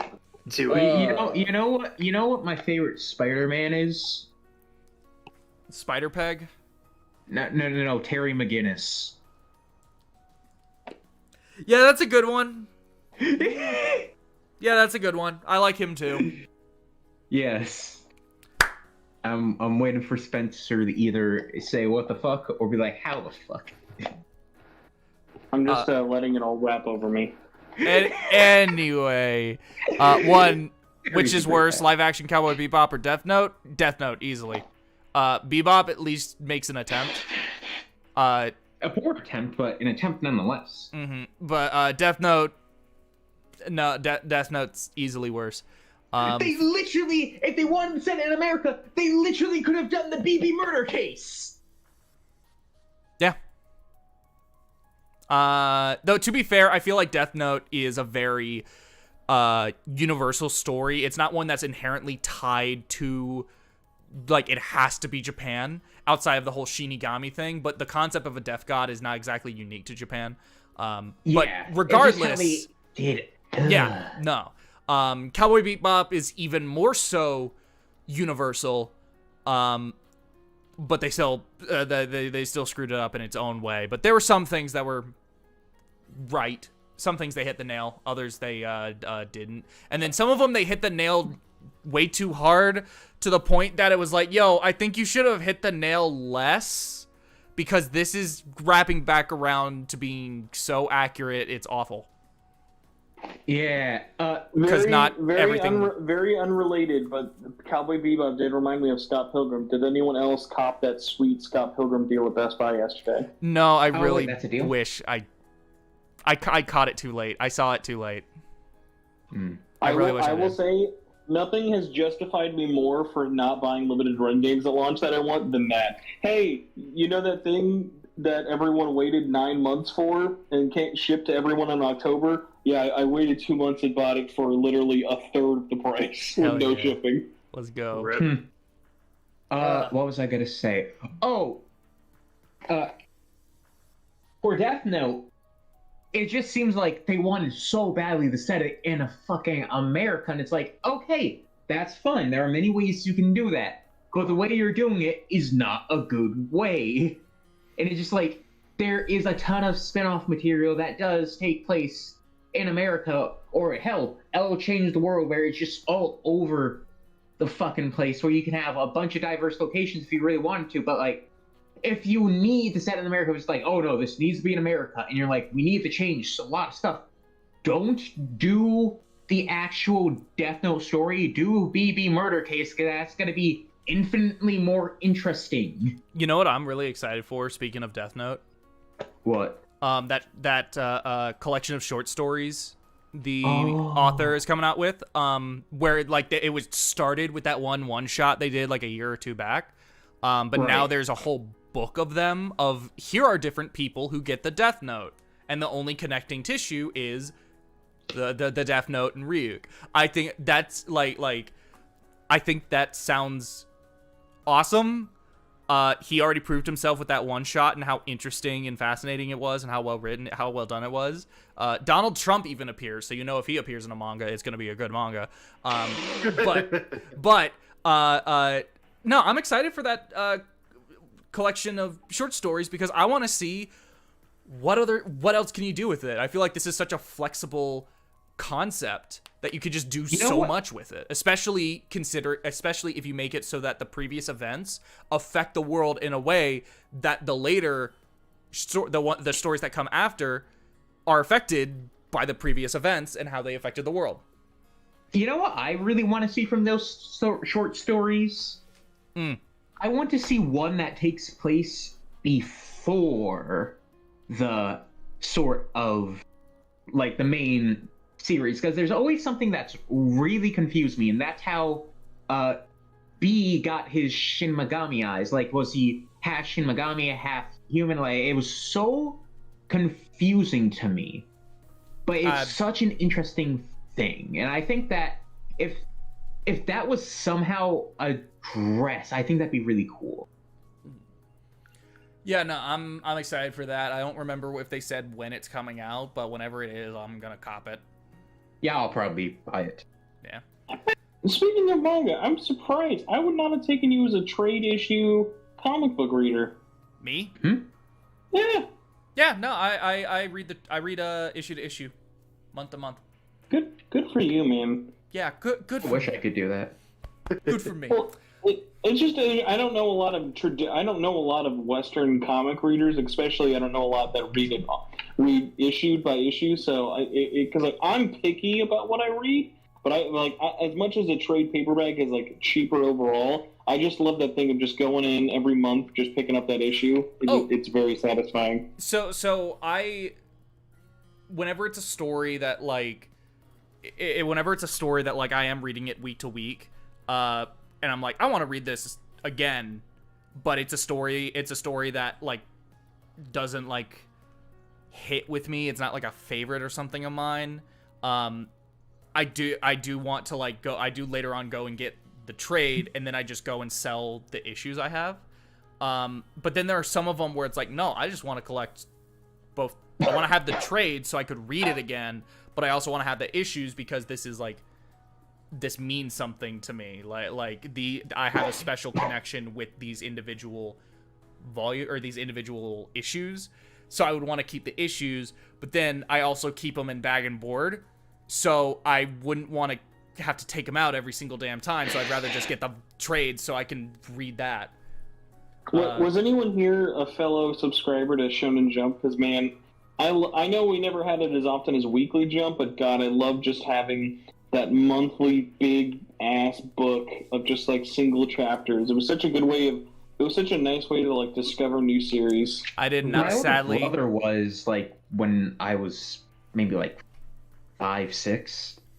I sadly was not a subscriber. I would just occasionally pick up a volume.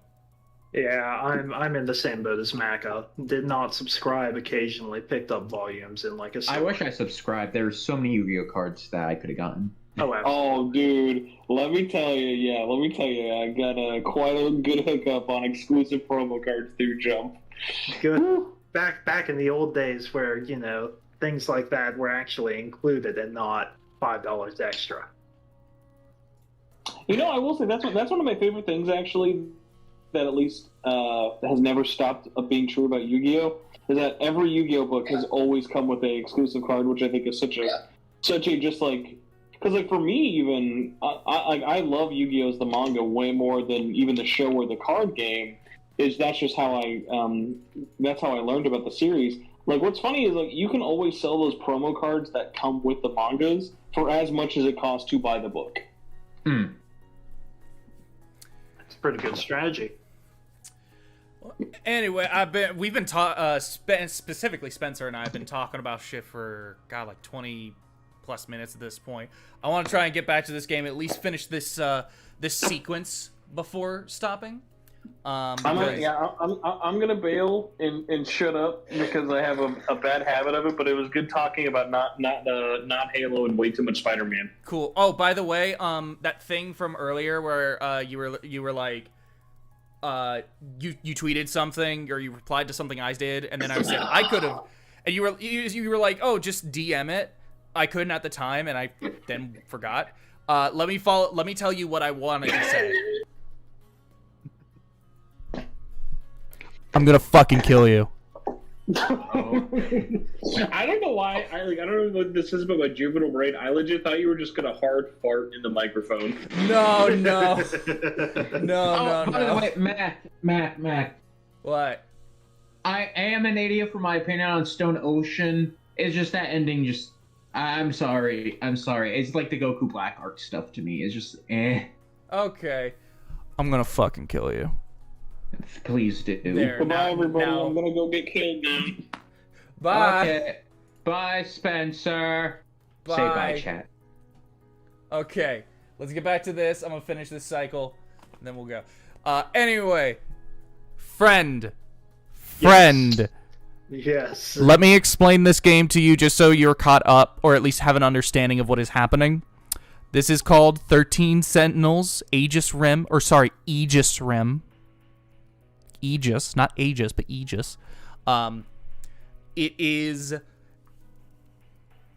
I think a lot of people describe it as a visual novel, but a more correct way of putting it is it's more like a point-and-click adventure game. That's just very story-focused, and you're not really solving puzzles. It's like a visual novel, but you interact with the environment through point-and-click type stuff. And then there are like some basics puzzle type stuff, a little bit Zero-scapey, where there's like a timeline, as you can see here, even though this is like very straightforward. Right. So what it is, this game is non-linear. It is a non-linear story in which there are giant robots, and there are giant robots, there's things, there's timelines, there are multiple characters, and each character has their own campaign. All of this is told out of order. Great. All of this. Each of these are nodes that are individual scenes.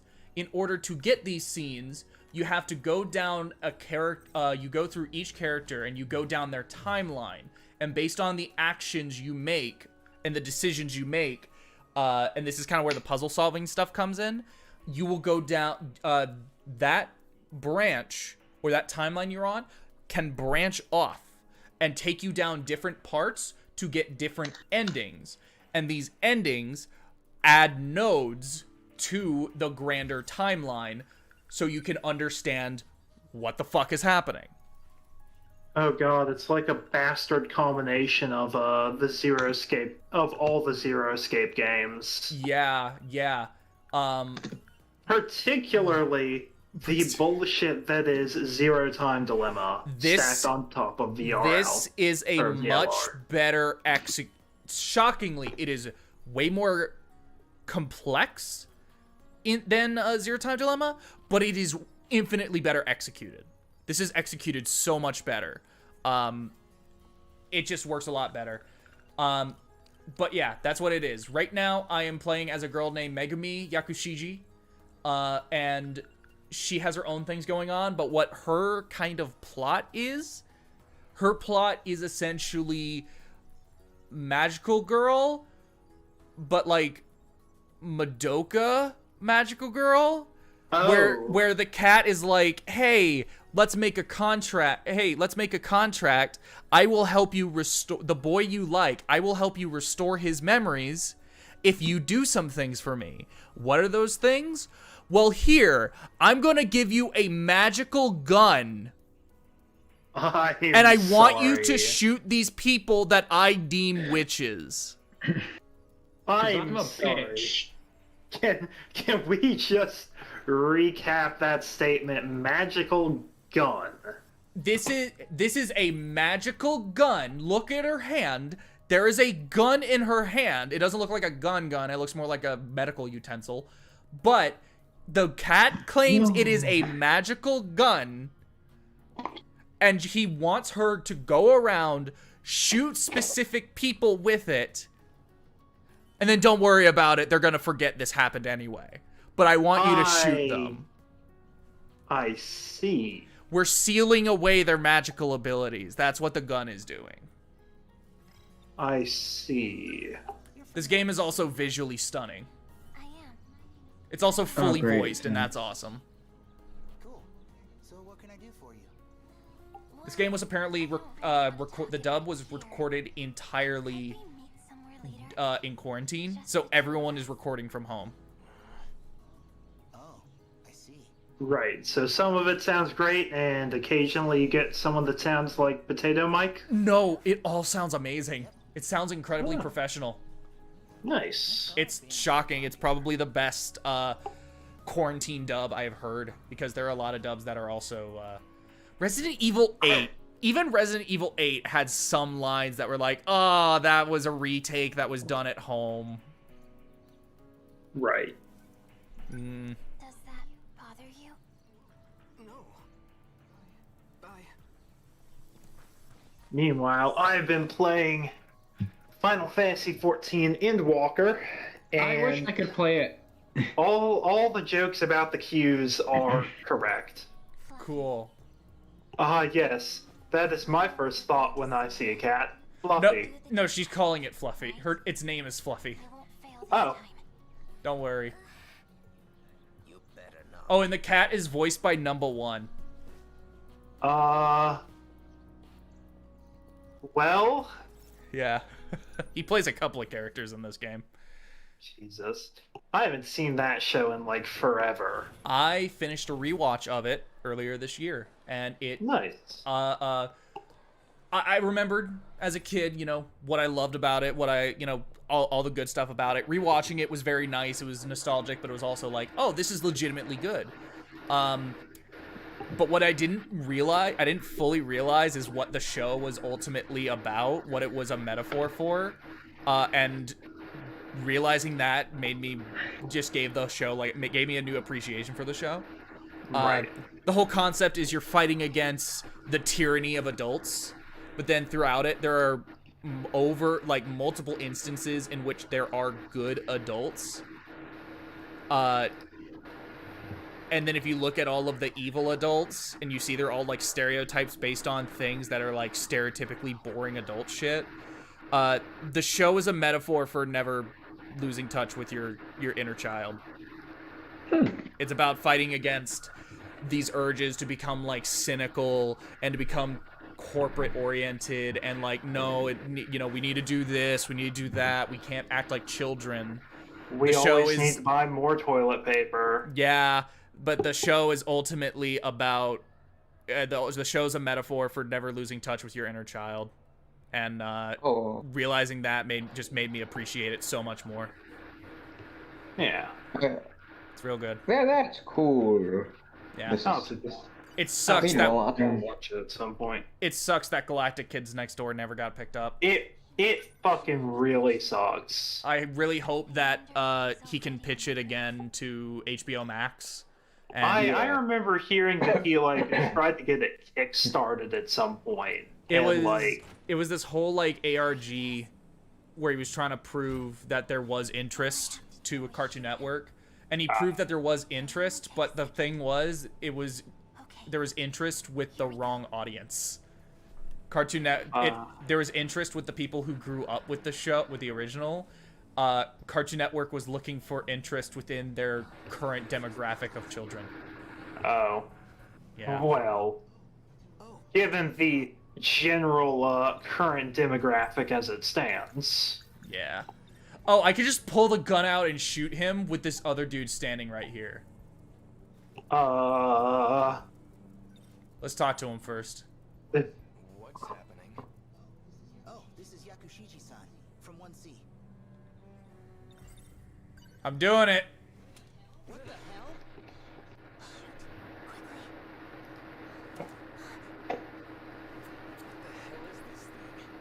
You got disarmed, you dumbass.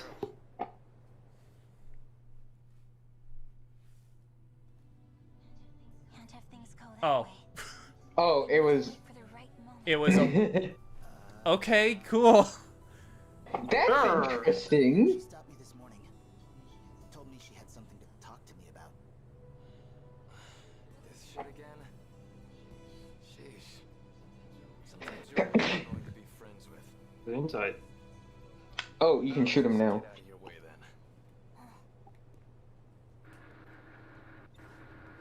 Oh, not yet. I gotta talk to him more. Oh, just stuff from Girls used to confess their love to me in front of him all the time. Jesus. No. I feel like this guy is just a normal guy and he's gone through it way too fucking much and he's like, I'm sorry. Also, the dude who left and this guy I'm about to shoot are other playable characters. Oh. Yeah, this isn't suspicious at all. To apologize. This might hurt a little anyway. Please dodge. Damn it. Mission accomplished. Sentinel number 20. Transmitting. Oh, please tell me she fucked up. And this is a She consequence fucked of up. action.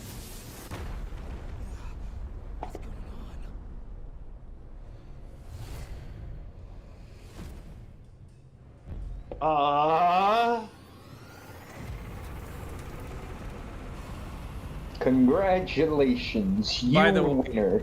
By the way, you know how I said this game had robots in it? Yeah, And it's a mechs? robot. Guess what? The robots What? is not the main thing. Wow. The robots are not the main thing. You shot Amikuchi-kun with a gun. And then a giant robot appeared. Yes. It's like a persona. Persona! Boom. Where did it fly off to? It's not there. It's not yes. there. It's not there. Let's be real though, Macca. What tarot would that be part of? I guess Aeon? He must have come into contact with Mura too. What? Damn it, how irritating. Juro, he saw me do it. Just showed him. I'll take care of it. I really want to punt this fucking cat. I need to manipulate his memories. And make him forget everything he saw. You think I can do that with you hanging around? I really want to punt this cat. And scram. On one hand, please don't punt cats in real life. On the other hand, that cat seems like a dick. Yeah. Okay. So now I've just done a thing. I've done a thing. And now, at the end, once you get an ending, you unlock mystery files and event archives. Event archives is just the timeline. Mystery files are like go more in depth on different terms and characters and locations and that kind of thing. Right. But as you can see, some of them are locked, and to unseal them, you need 1 MP. How do you get MP? Well, 1 MP is called mystery points, and they're in the top left. In order to get more MP, you gotta do an RTS. Yeah, and that's why I'm sorry. What? You gotta do an RTS. The RTS canonically takes place at the end of the timeline in which everything has happened, and this is the final battle. It's the final count.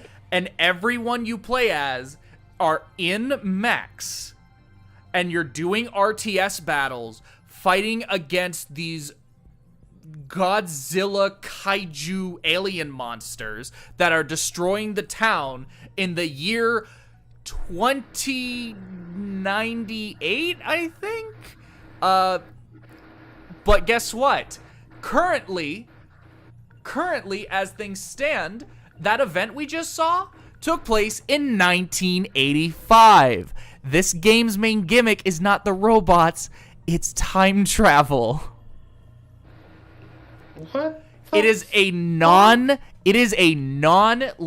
story in which it starts at its earliest on the full chronological, like this is the intended story.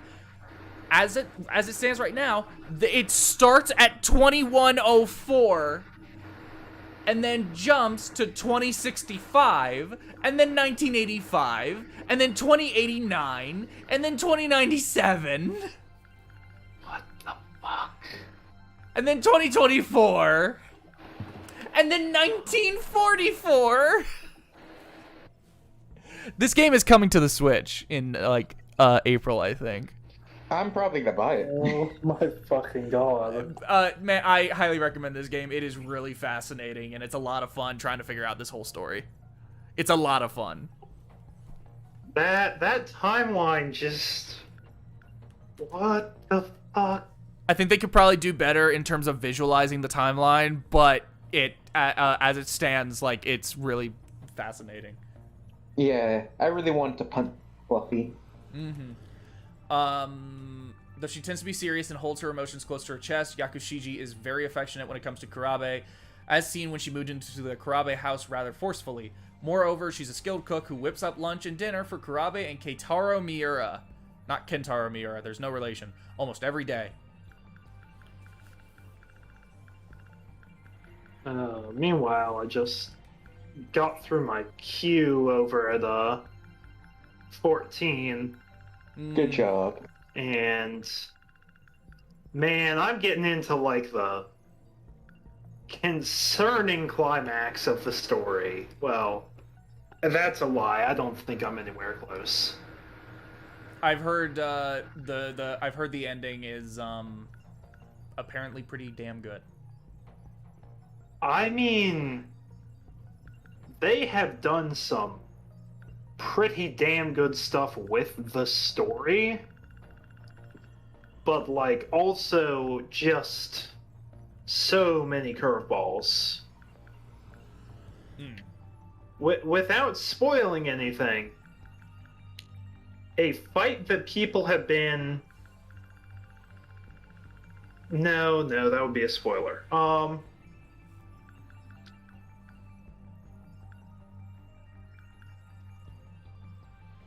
Everything makes sense, but also... None of it does? Yeah, there is a, trial, 8 people against one boss, no dungeon, pretty early on, that was sort of like, oh, we thought this was going to be closer to the end. And then it happens, and things start to ramp up, and you're sort of like, oh, this is nowhere near the end. Yay. I heard, so I will say, I heard the game was heavily marketed around the moon, and how they made a big deal about the moon. Fuck the moon. And then the moon is the 4th area, not the last area. Moon's haunted. So I can take my gun? Yes, you can take your gun. Gunbreaker or Mechanist, it doesn't matter. You can bring your gun. I love. Real quick, yes. this is an example of like the branches in the timeline. Yeah. So like here, you start in the classroom after school. Class has just ended, and you're given a couple of options. If you go to the cafeteria, you can go towards daily life, which is a not real ending, or you can flash back and unlock a node.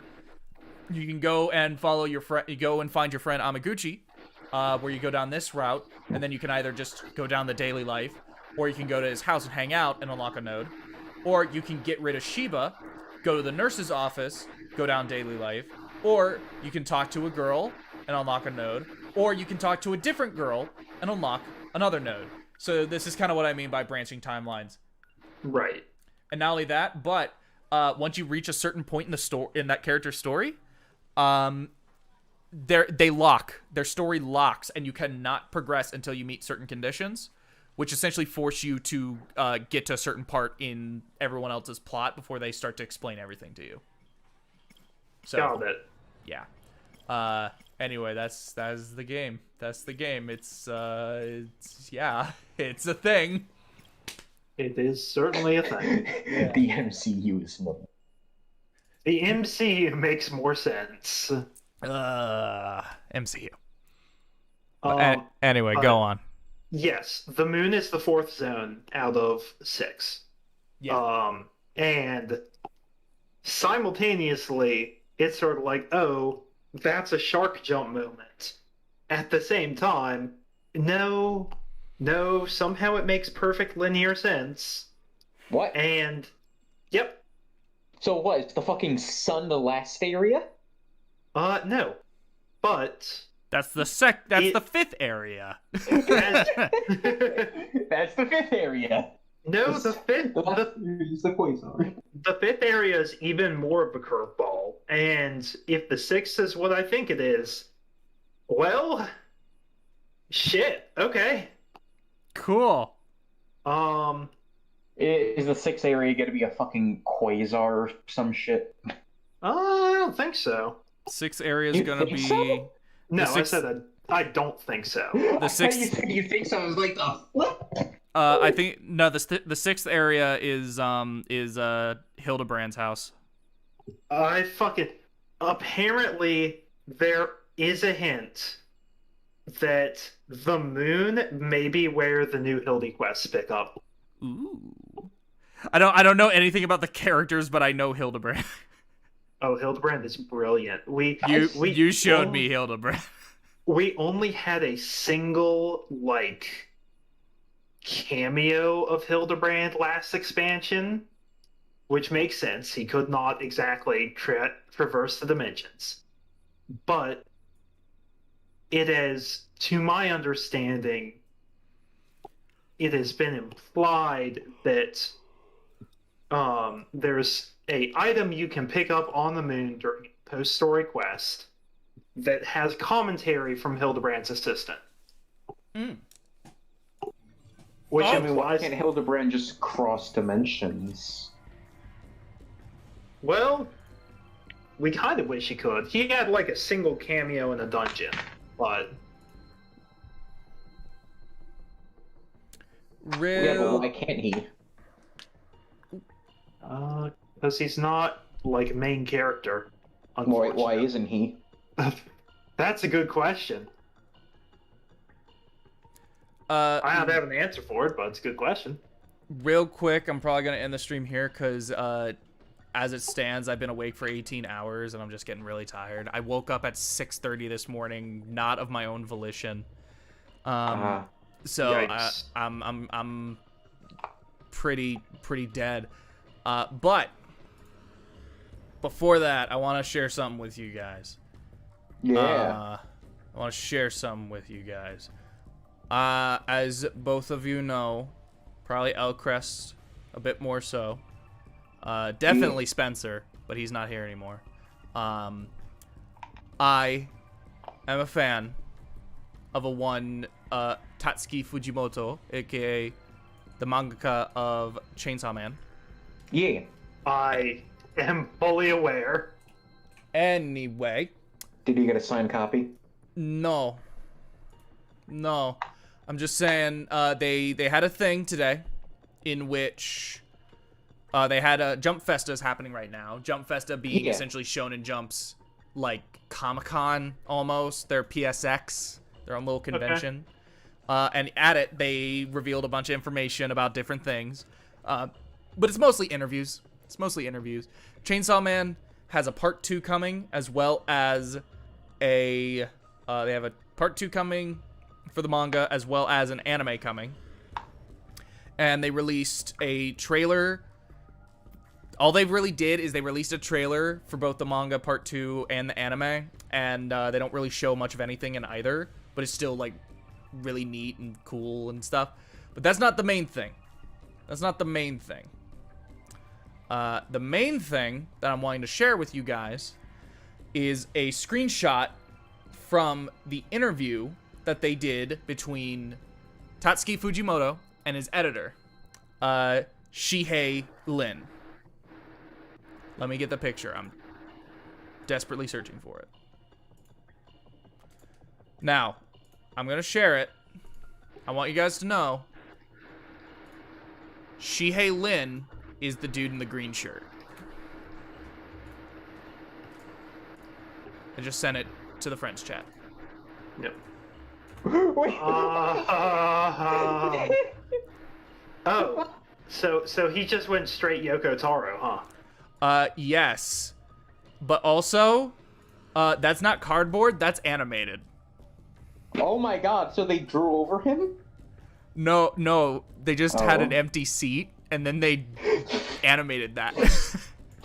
I wish they fucking drew over him just entirely. Like the most realistic drawing of a seat. And the best part is that's also a character in Chainsaw Man. So as it stands until the anime comes out, that is the voice of that character. I love it. Sure.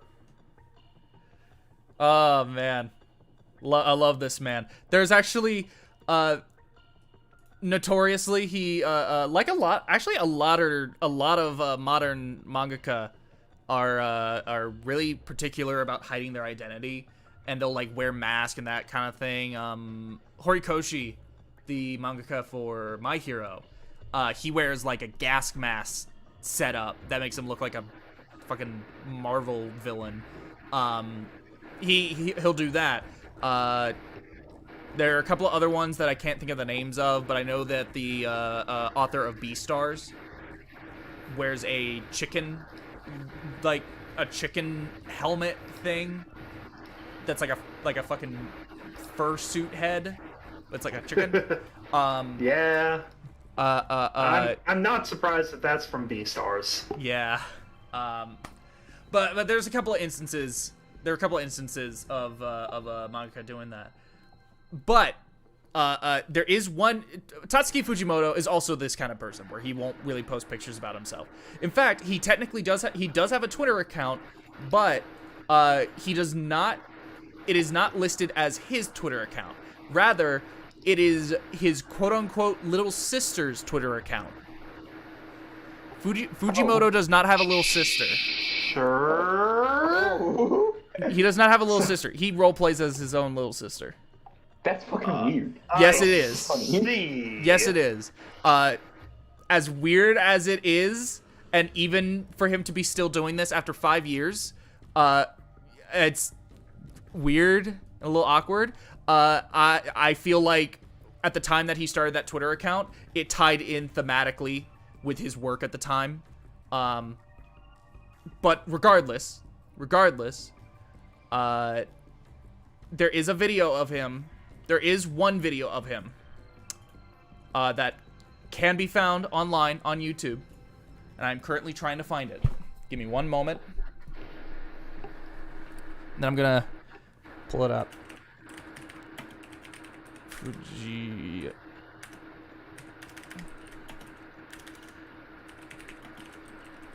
Levitate. Here it is. Okay. Now I'm gonna swap things over a bit. Over a bit so you guys can see what's on the right side of my screen. Okay. And then you can just watch that way.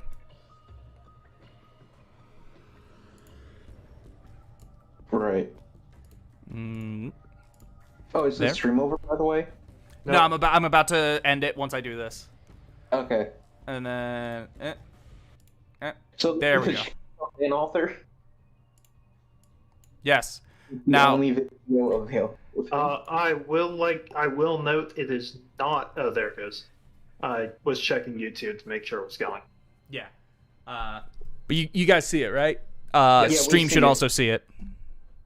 Anyway, notice the name. Yeah. Oh no. And here we go. This is going to go so poorly. It's very quiet. Don't know why. Is the volume on?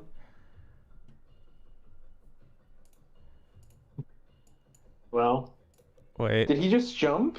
It's literally a video of him jumping. Hold on, I gotta do some sound stuff. Un momento. Okay, here. Okay.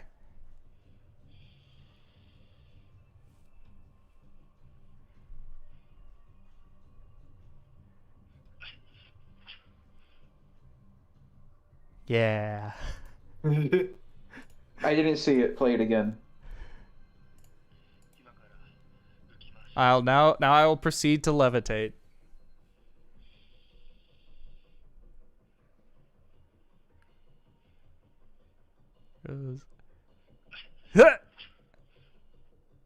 He did. It's it. just him jumping.